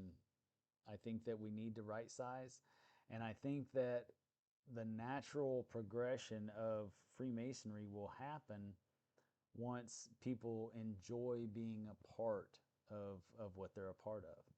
It's just like with church. Who's the best, marketing candidate for a Christian church? It's the guy that was just baptized. He gets done and he tells everybody he was just baptized, and he's excited about it and in love with the situation that he's in. What do you think happened to each one of us when we became Masons? I mean, that was a proud moment for each and every one of us. And people around us who knew us, who really knew us, they knew what we were going through. And it's that kind of it's our circles. It's all of the circles around us that are going to increase or decrease a lodge. Because as we get excited about what we're a part of, And I think then other people will get excited as well. I agree with you about 90% of what you just went through there. I think you're absolutely right about the best advertiser, but we also have to be cautious and know that as we're advertising the organization, whether that's church, whether that's lodge, whether that's whatever that organization is, the newest guy's not going to know the answers to the questions. And the newest guy, like we caution That's very true. our entered apprentices, um, that we really got to be careful with what we're doing. All the way up, even brand new master masons, now that they're allowed to wear the square and compass, still don't know the the the secrets of personal development that it takes years to learn and practice and really show. And I think that after those years of learning and understanding it, then maybe they're a little more able to show that information, but maybe they're maybe a little more tired. They're not the ones that are as energetic to do that. So I think it's a combination of a little bit of both. Having somebody that can really, you know, eloquently provide that information, but at the same time pairing them with somebody who's maybe got that energy, because it's very rare to find somebody I think that's got both. Well, and I completely agree with you. But now let me go back to, because I use that as an example, but the point being is that if we're excited about going to lodge, if we're excited about being members. So go back to the beginning of this portion of the conversation. I said, you know, take that money, sell the building, take that money, reinvest in the lodge to make it exciting for the membership to be there. When they get excited, and these are master masons, past masters, whoever. It's the entire lodge, not just the new guys. Sure, sure, sure. So they should have the answers to the questions, but they're more excited. People see a pep in their step. You know, they people know that they're masons, but now all of a sudden there's something different. And so I truly believe that that's the best advertisement, and I think that that's always been. I mean, look at the extreme popularity growth in Freemasonry up into 1960, when it started taking 61, where it started taking its decline. You know, that all happened during the expansion of suburbs, and you had your all your all your animal clubs, number one, but you also had your bowling leagues, you had your golf clubs, your well your oh my goodness, your country clubs. You had all these things that expanded with the expansion of suburbs, and everybody was a member of everything because of that. Everybody was excited about doing this or doing that. Everybody went to do, you know, everybody ate together, they played together, they worked together, they rode the same train together back and forth to work, and they went to lodge together. That's what created the expansion. And then when it became, you know, less of a novelty, then it started slowing down. Once people, um, I think that once the actual Freemasonry started degrading out of the system because of the influx of uh, of membership, and you know, I'm not It claiming was watered down. yeah, exactly, and that's what the message has been this year too, from our current grandmaster, and I've had that conversation with him over dinner several times.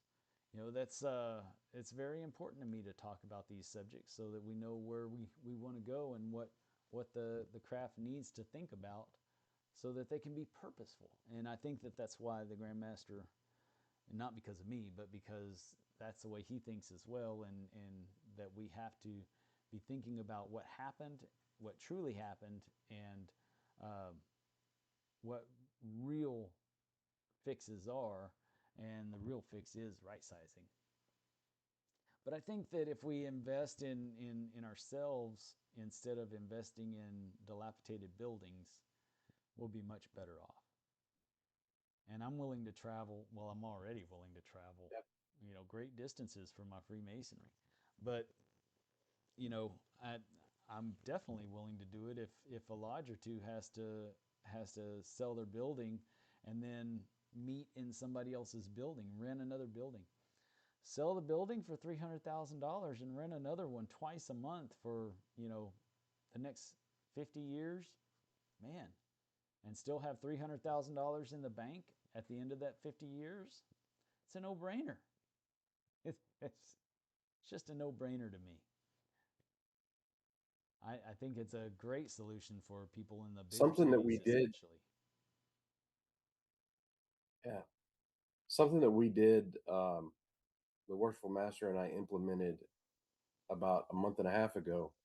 We had our past masters celebration where we gave out some of those 25-year awards that had been maybe neglected, or the brothers weren't at those previous award ceremonies for the last however many years.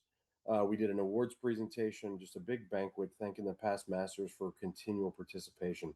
I created this card and it had several questions on it, but the chief question and the chief theme around the card was, what made you join Freemasonry? What did you like about it? What are the things that you miss about Freemasonry? What would make a night at the lodge, whether it's a meeting or a an event, night to remember? What are some of the things that you want to see? And that was the goal, was trying to get re-engagement. I passed it out to everybody that was there at the past masters night. Um, and not only was it good information to get back, but I could see as I watched the brothers eat that they were discussing bringing up those memories and discussing them, and they were enjoying the conversation amongst, Jay, do you remember when me and so did this and that? And it was great. And that happened. We did that on a Saturday evening. The following Tuesday, we had a Grand Master's official visit at our lodge, and I used the exact same technique, and we passed out the exact same cards.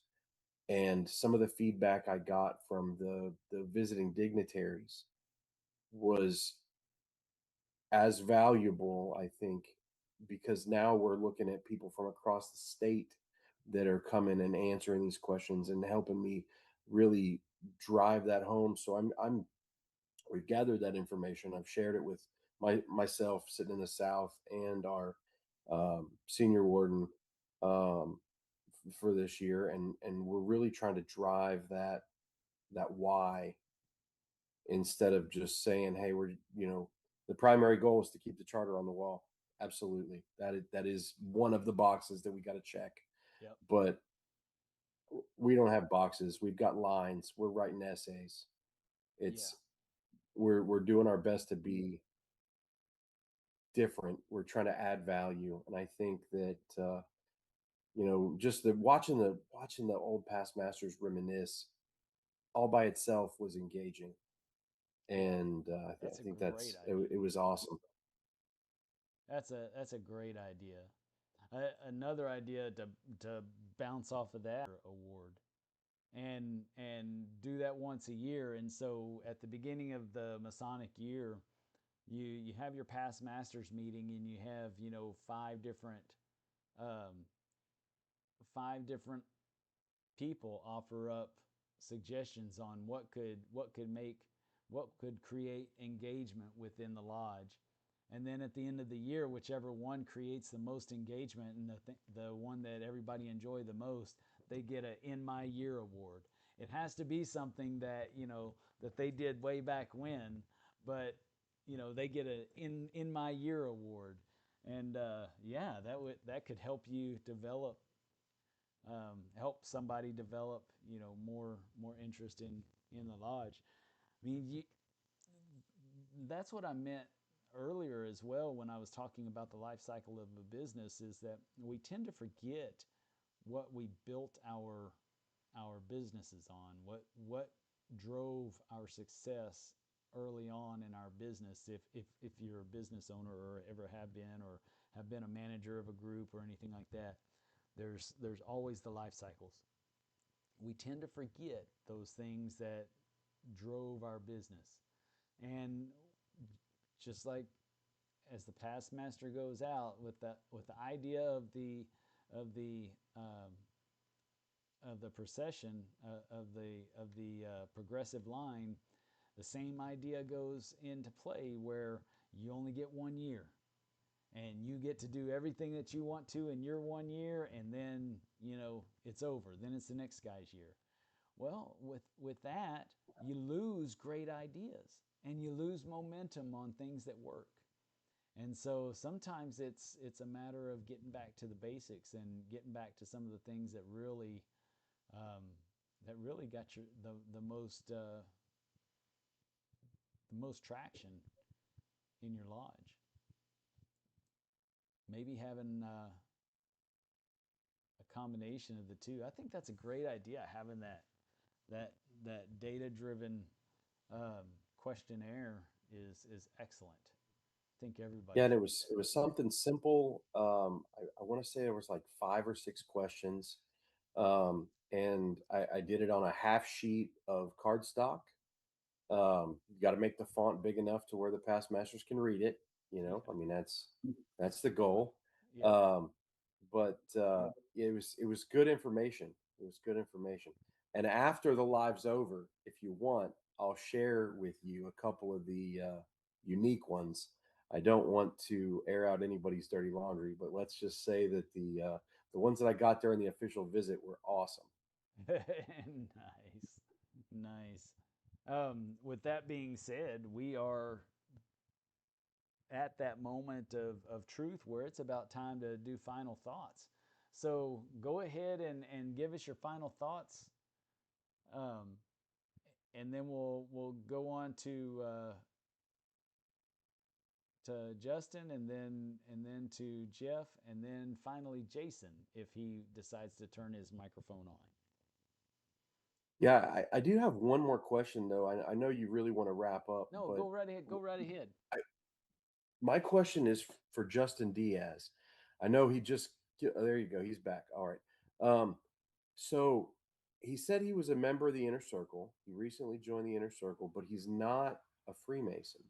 My question is what intrigued you enough about the Masonic Improvement podcast to want to join the inner circle, not being a Freemason? And is that a plan for you, or are you interested in Freemasonry? I guess because I don't know if this was really your idea, Dennis, to open it up to really everybody. We Yeah, had it some was. guys in the chat. We had some, Absolutely. Even people who but aren't inner I'm circle curious members. as to absolutely. But I'm just curious to talk to Justin and see what he, um, what intrigued him about Masonic Improvement. I know my reason, but Yeah, about 3 years ago, I was at a stagnant part of my life, and I was looking for a hobby, and all I knew about masonry at that time, Freemasonry at that time, was just the mysticism part. So I looked up Masonry 101 and found Masonic Improvement and seen Justin ranting. And I was like, well, this is a real Mason. I want to see what they're really about, and continued watching from there. Like I said, it's been a big part of my journey as well. And so I started watching all the videos. And then after about almost by the time I got to the end of the videos that Justin made, I heard Dennis mention something about the books. And I was like, wait a minute, there's books? Then I started reading books, and it just really hit home for me for things that I've been in life, you know. So that was really my journey so far with this. And yes, I am interested in being a Freemason one day. I just got some things to work on. And yeah, that's where I'm at right now. that's awesome. I Nice. think I'm gonna take that and I'll steer into my final thoughts for you, Dennis. I think just for you, Justin, and for everybody else, anybody else that's listening, um, that's a great journey. That's awesome, and it's very similar to how I started mine. But I think as you and 100% do it in the right time. I was interested in Freemasonry and talking with some brothers, um, or they weren't my brothers at the time; they were brothers, um, and they kind of steered me to that same result. I was too busy with my career, busy starting a family, and I didn't have the time to really dedicate to that. But they said that the fraternity is not going away. When it's your time, you'll know it's your time. And knowing that, having that interest in it and learning about some of that stuff. And then as I became, I realized that it has now become the time to really go out and seek that. I found that as I became a Freemason, that there was so much more than what you can read in the books and listen to on the podcasts.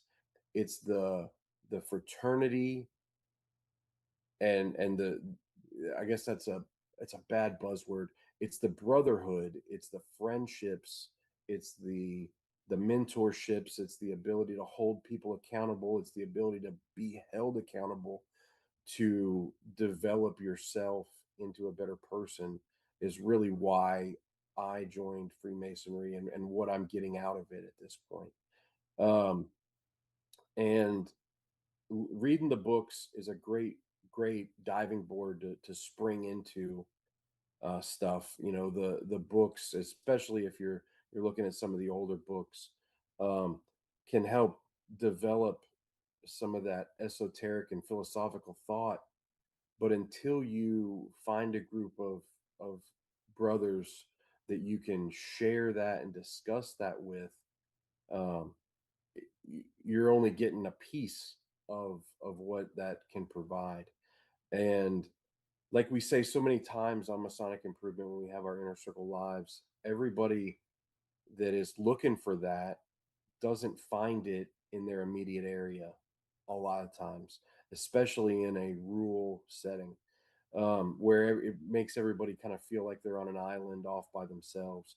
And I've got a few brothers in my area that enjoy talking philosophy and talking esoteric Freemasonry, but by and large, you're not going to find that in any given area. So if it's something that you're looking for, to use that to better yourself, you've got to keep looking. You got to find communities like this. And I think, Dennis, the whole goal of having this open program tonight, hopefully it reaches as many people as you can to really be able to understand the why of what they're doing, the why of what they want to get involved with, and if they're not already a Freemason, take the time, make sure that you're in that right headspace in that right time of your life. To all things there's a time, to all things there's a season, and then ask, seek, and knock. And that's all I got. Nice. Thank you. I really appreciate that. Thank you. Nice. I tend to agree. And you know, we did this show, you know, not just for the Masons out there on the island, but also for the men out there who didn't know how to find that island. You know, so it's kind of twofold for the show. So I think that it's important for folks to know that that is our purpose. And so if this is your kind of thing, just let us know, um, because it's important to us that I'm an island boy. do what. I'm an island boy. Oh, are you? Nice, nice. Yeah, that's when I seen your spiel for about you and Justin being on an island. I was like, yeah, this is where I need to be. I feel like I'm on an island. Yeah, So I felt that like really that way grabbed my many times attention in too. life. I've in in my lifetime, I have felt like I was out there all by myself many times. And now, though, as a Mason, as a Freemason, I'm very confident in my skin, and not really worried about where I am. For me, it's I hope everybody else can keep up. So, but yeah, I've felt like on in many occasions I've been on an island. real quick, before you go into your final thoughts, Justin, I want to give a quick shout out. I hadn't really mentioned you guys all night, all the folks in the chat. You know, Lee Hill Country. Glad to see you again. You're here every week. I sure do appreciate you. And I got to tell you, Pedro 66699. I don't speak Spanish. I wish I could, but I see that you're from Argentina, and it says saludos desde Argentina. So I'm thinking that says salutations from Argentina, basically, and glad you were able to come on the show tonight and be a part of this. And then Bob the Nailer, thank you for coming on. And then Sadie, sometimes glad to see you. Glad to see you come on. And then last but not least, Delta Fireball. That's Brother Finn from in San Antonio. I miss you, brother. It's been a while since I've seen you. We'll have to get together and talk one of these days. But it's interesting, Jacob, that you mentioned just having a few brothers. Actually, I'll save it for my final thoughts. Go ahead, Justin. What are your thoughts for tonight on tonight's discussions?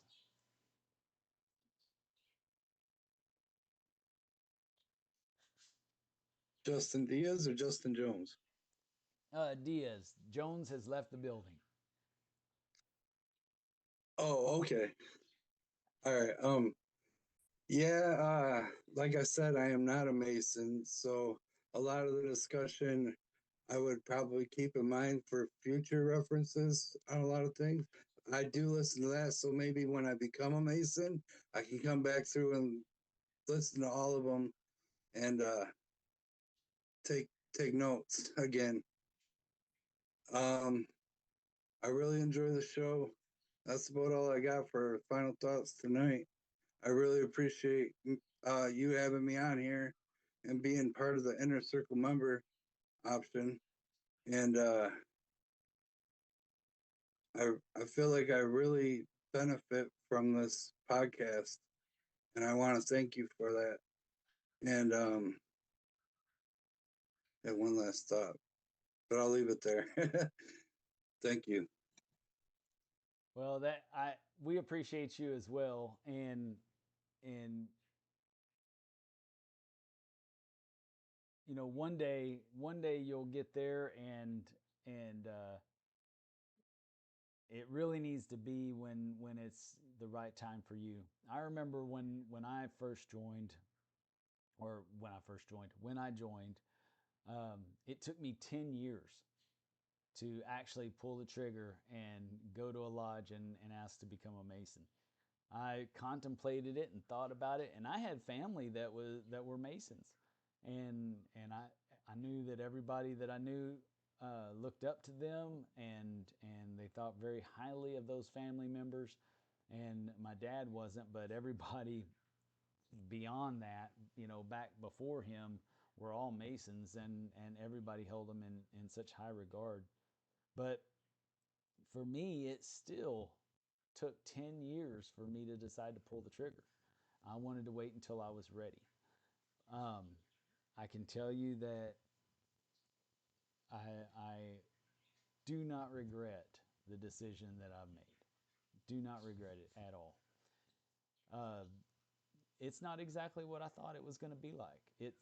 There's a lot of things that are better, a lot of things that haven't been as great as what I expected them to be, or what I thought they would be. Not necessarily as great as, but they just weren't what I thought that they would be.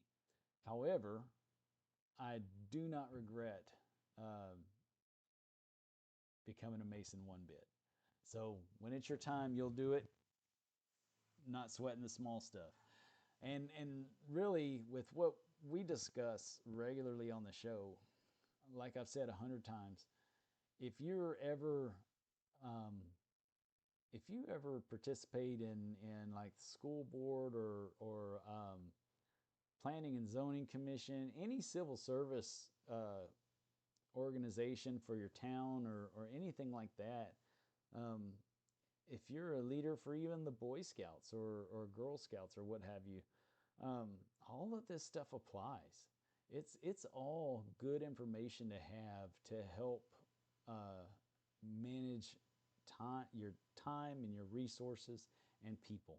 So, there's even, and that's why we've always been open to Masons and non-Masons alike being part of the show, because we know that with what we're offering to the community, it's a value no matter who you are. So we're just glad to have you on for sure. Brother Messer, what you got for us? Thank you. Yeah. Sorry.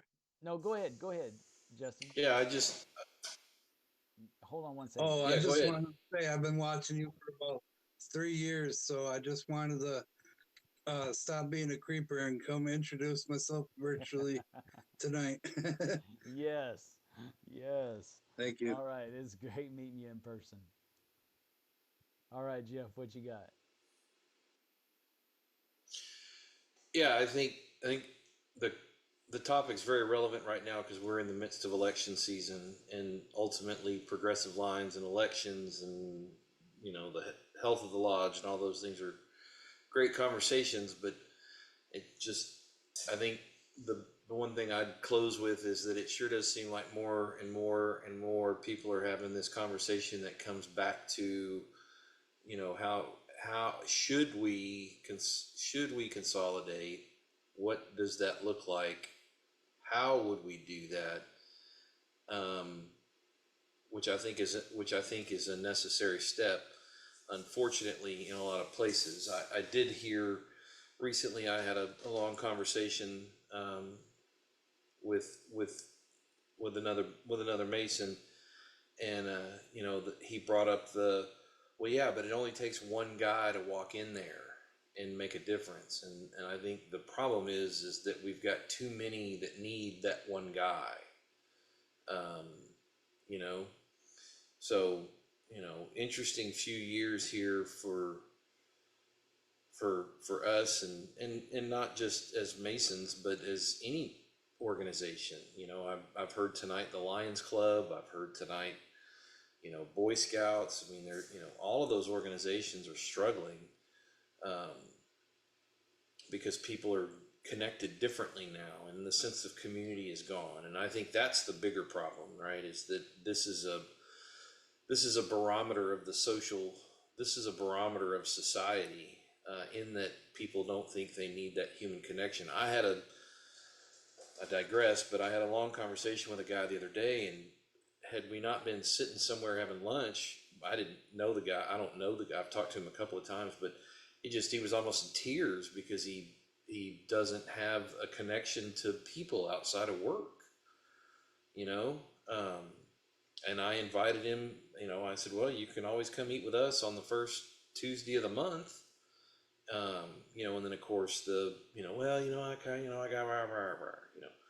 okay, well, if you have a hole in your life because you don't have the fellowship and that you want, and then ultimately the learning that you don't know that you're missing, it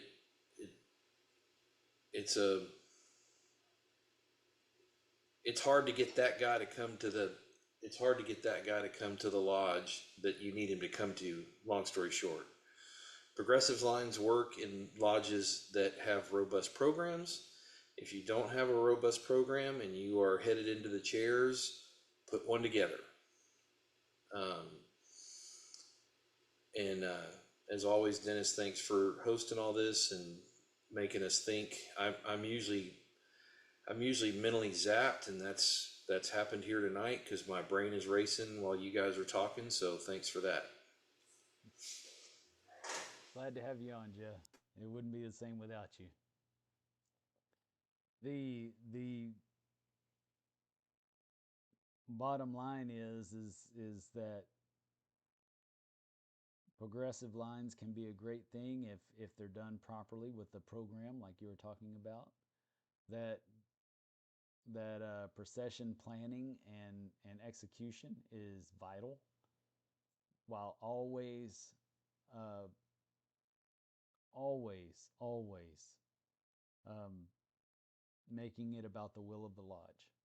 It's interesting that the lodges with the successful programs that are really doing well, um, it's interesting how it's always about the lodge and not just about the individual. You know, you had mentioned that everybody's looking for that guy to come in and save the day. Well, you know, we don't need another Jesus. We need good men that are going to come in and be a part of something bigger than themselves.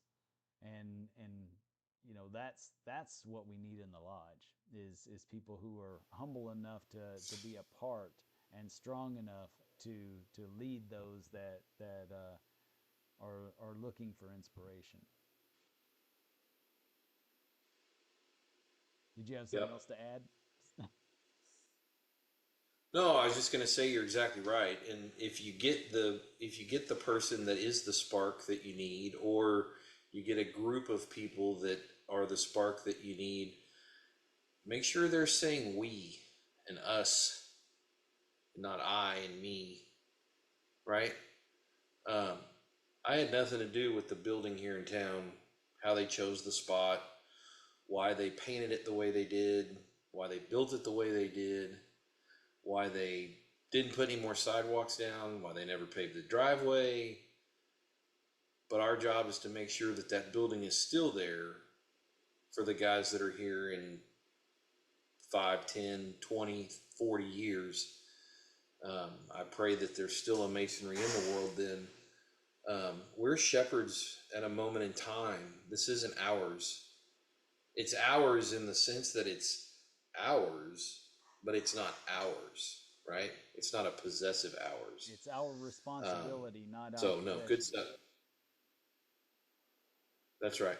Yeah, That's right. All right, I'll stop talking. That's a good one. That's a good one. That's a good thought. Thank you for putting that in my head. Because if you hadn't said it, it would have gone in my head. The Reichenberg. The Reichenberg. I'm sorry, I was looking at Delta Firebolt again. I was reading Finn's deal as I was saying Reichenberg. Is the Reichenberg going to come out of hiding? Look there, Hill Country joined us. Man, I knew it would happen. I knew it. Jason, you got anything to say? Or are you going to at least come on and say, hey, I got nothing to say to you? Be a man, Jason. Be a free man.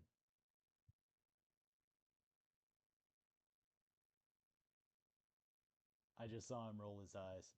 All right. Yeah, all right, there. Can you hear me now?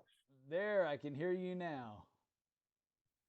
Oh, good Lord. I have been fighting with this phone ever since I got on the road from Austin. I just got back from High 12 International Convention. So, you know, Freemasonry basically for the past 2 days. And and yeah, you know, the whole thing with you know, just because it's at the top of my, you know, top of my mind is you know, High 12 is all about trying to build that personal connection with brothers. Hopefully, you're getting it in your lodge. You know, that's ultimately where it should be happening. But you know what? High 12 is there. You know, if you know, brethren want to get together and and a more relaxed atmosphere and connect as friends and talk with each other and everything. So, because I, you know, to be honest, if you joined Freemasonry and became a Master Mason, and then all you did was just join something like High 12 and never went back to lodge, you're missing a big, huge piece of it. But High 12 is certainly can help add to your Masonic experience. So that's what I've been doing for the last 3 days. So that's why I felt compelled to talk Nice. about it. But Nice. anyway, Everything go I well have up been, there? yeah, actually, pretty well. I mean, I lost my election, but I got appointed to something else. So overall, it was a net win. So Net win. it was yeah. But Well, good. yeah, I've been trying to keep up. I've been trying to keep up with the conversation, but yeah, it's been a struggle with this phone. I've been having some unmasonic thoughts here the last hour. But Right. anyway, good discussion, and hope everyone's well. Good. I'm glad you enjoyed it. All right. Lee's Hill Country. Man, I wish I was traveling vicariously through you. I mean, well, I am, but I'm not because I've been so busy lately. I can't even pause to think about the kind of travel that you get to do.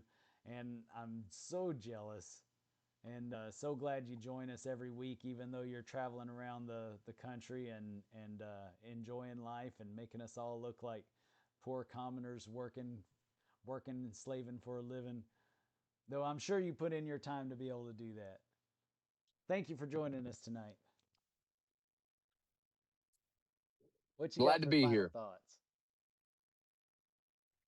Well, I think it's interesting talking about the progressive line because I've been the guy in the last couple of weeks that had been talking about. I was raised on November 11th on Veterans Day of 2025, and then got through my proficiency on February 9th. And some of the conversations in my lodge was immediately discussion about making me the junior deacon, and I was like, hey, hold on a second. You know, now that I've gone through the proficiency and I'm a master mason, it's much like what Jacob has talked about and others is now I'm kind of understanding because I can sit in the master masons lodge meetings and I'm starting to understand what actually goes on behind the curtain.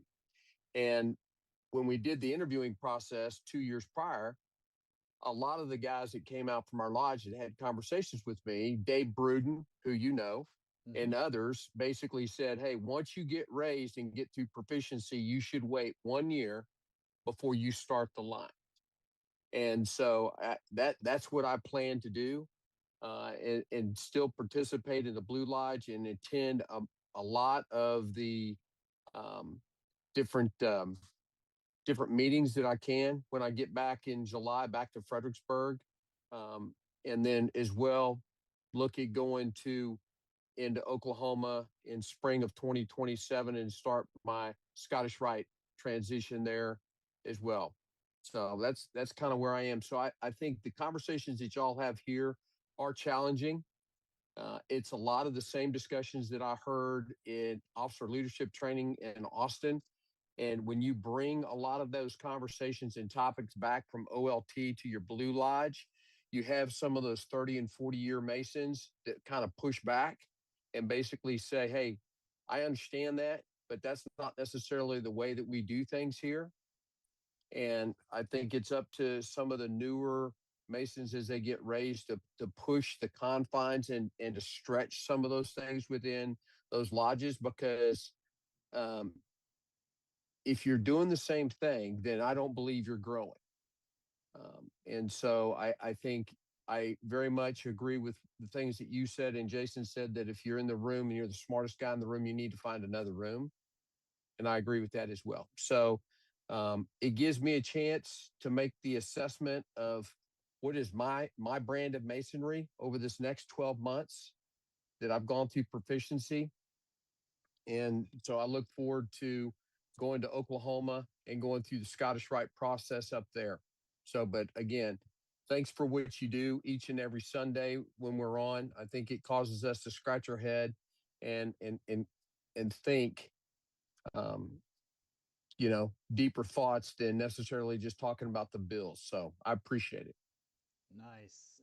And I can tell you there's probably no greater place to do the Scottish Rite than Guthrie, Oklahoma. I mean, you're gonna get a great experience up there. I've known Bob for several years. He's secretary emeritus up at the Scottish right now, past Grand Master of Oklahoma, and just one of the nicest human beings that you'll know, and one of the smartest as well. And I think all the work that he and everyone up there have put in to that process, you're going to benefit in a really meaningful way. I can't wait for you to get to experience that. I'm jealous, as a matter of fact. I'll be pretty swamped during that time of the year, or I'd try to get up there, but I know that I'm going to be pretty swamped next year for sure at about that time. But that's awesome that you're holding true to yourself and taking care of your own Freemasonry, because it's your journey, and Yeah. you don't want to get boggled down with the day to day while you're trying to develop and springboard off of what you just learned. That's One last thought, Dennis, and I will tell you, is I was doing this traveling with this travel trailer group that I'm a part of with Airstream.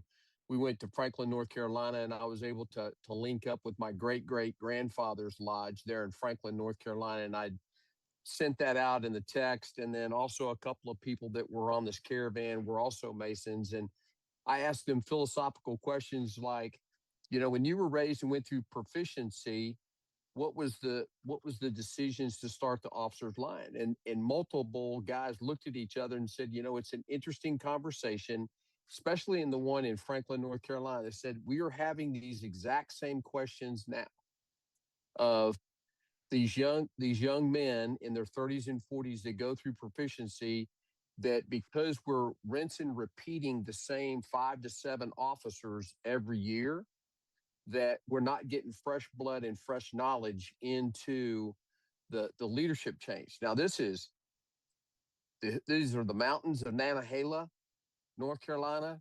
These are Durham, North Carolina Masons, and these are South Carolina Masons. And so it doesn't matter which color of blue in these lodges. The same questions and things that we fight with in the Grand Lodge of Texas of, do we compress our lodges to get leaner and really try to understand masonry better from a core?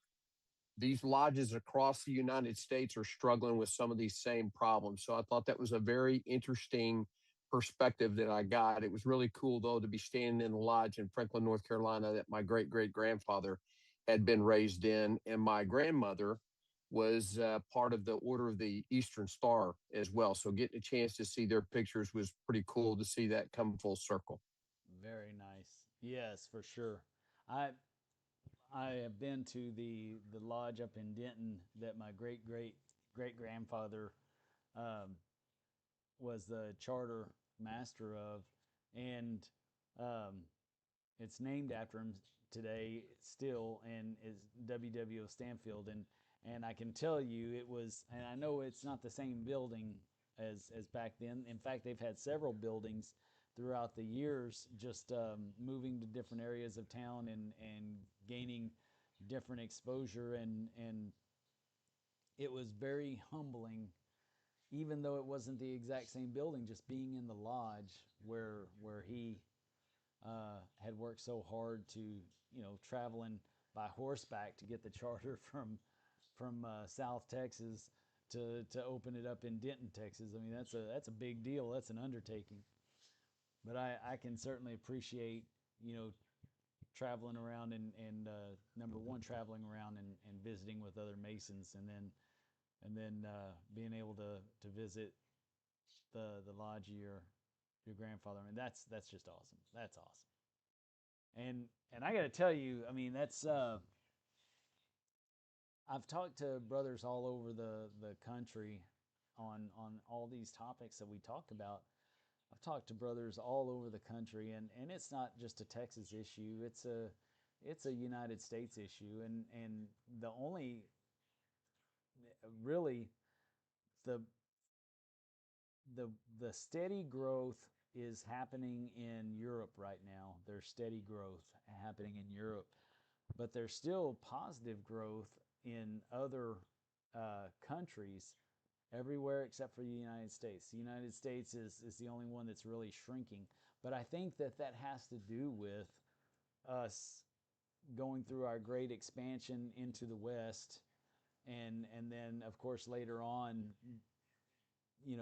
going through the growth of the suburbs and all that kind of good stuff. And now we're basically right sizing in the U.S. Whereas those other countries, they're old enough that they went through the ups and the downs already, and it's just because we're a younger country, we're going through it later in life, and so now we're starting to go through that. I think that once we right size it, it'll all come back full circle. I don't think that we'll ever go away.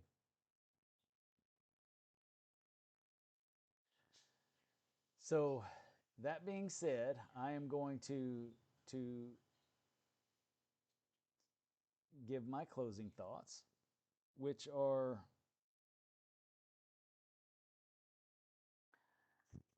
before this show, the only time I had the opportunity to get together with brethren, or even people who were not brothers, but people that I knew from other walks of life.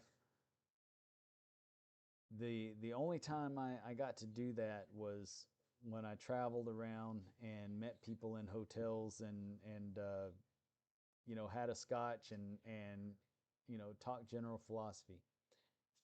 Completely open discussions, because nobody really knew each other all that great, so there were no preconceived notions, and nobody had to look each other in the eye the next day after we talked about some hard topics.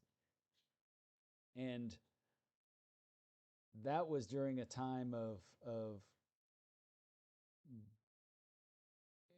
I wouldn't say difficulty in my Freemasonry, but it was a time of not being sure of who I was within Freemasonry.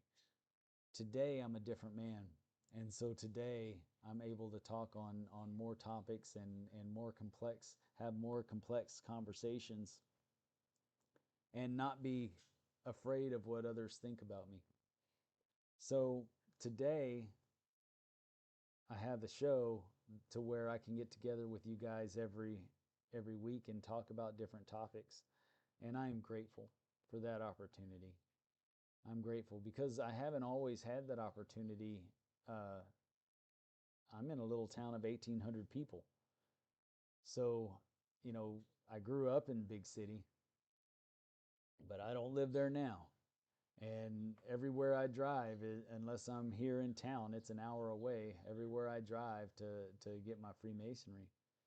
But it's even more difficult to find like-minded brothers to sit and have a scotch with and discuss Freemasonry and different topics that have to do with internal reflection, so that I can be a better human being for all the other shareholders in life. Everyone that I ever come in contact with, the things that I discuss today makes me a better human being for the next contact I make here on earth. And I appreciate that I have that opportunity. I haven't always had it. I wanted this show in particular to be a show which allowed all members to come on, members and non-members of the inner circle, to come on and be a part of the Zoom and be able to tell their story just a little bit, even if just a little bit, like you and Justin did today. It's been a while since we've had anybody from the outside in, and I'm glad that y'all came on and talked with us a little bit, because it helps me to number one, put a face to the name. Every time I look on the screen and I see that you're saying something, now I'll know exactly who I'm talking to now, which is always cool. I always enjoy that. But number two, it gives you another platform to be able to discuss the thoughts that you're having. It's a little bit easier when you're talking about it as opposed to typing it on the side of the screen. It's a little bit easier to have those conversations. I think the next time that we do an all-in, now it's been difficult for me lately because I've been working a whole lot, so it'll probably be maybe in a month, maybe 2 months, but for sure within the next couple of months we'll have another one. And I think that I would like to do a more of a philosophical all-in, and that way we can get some different ideas on different thoughts of philosophical and theological conversations, different things that affect your soul, because ultimately that's what we're here to do. And not that we're here to create or change people's minds on their faith, but we are here to challenge each other, because it's through that back and forth, that resistance, that we press and shape ourselves into more powerful beings on this earth.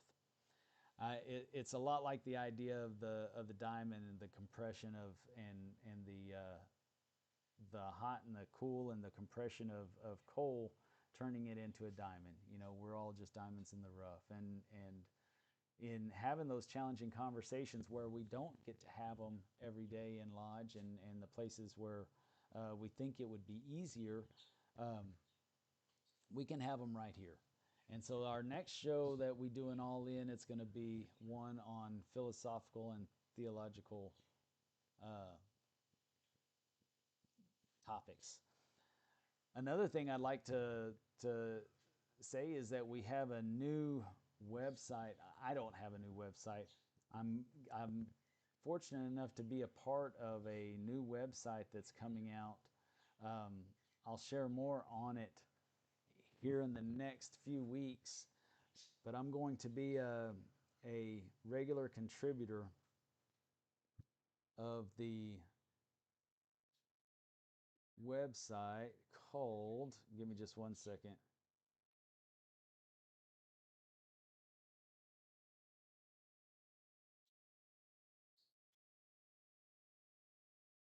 Oh, goodness. I'm sorry, it's in my email, not in my texts. Brother Keith Adele put together a new website, and it's on theological topics and philosophical, theological and philosophical, a lot of historical stuff. Bob Davis is one of the contributors to the website, and there's several other brothers that you'll know once you see them. But there's, give me just one second. I'm trying to find the name of it.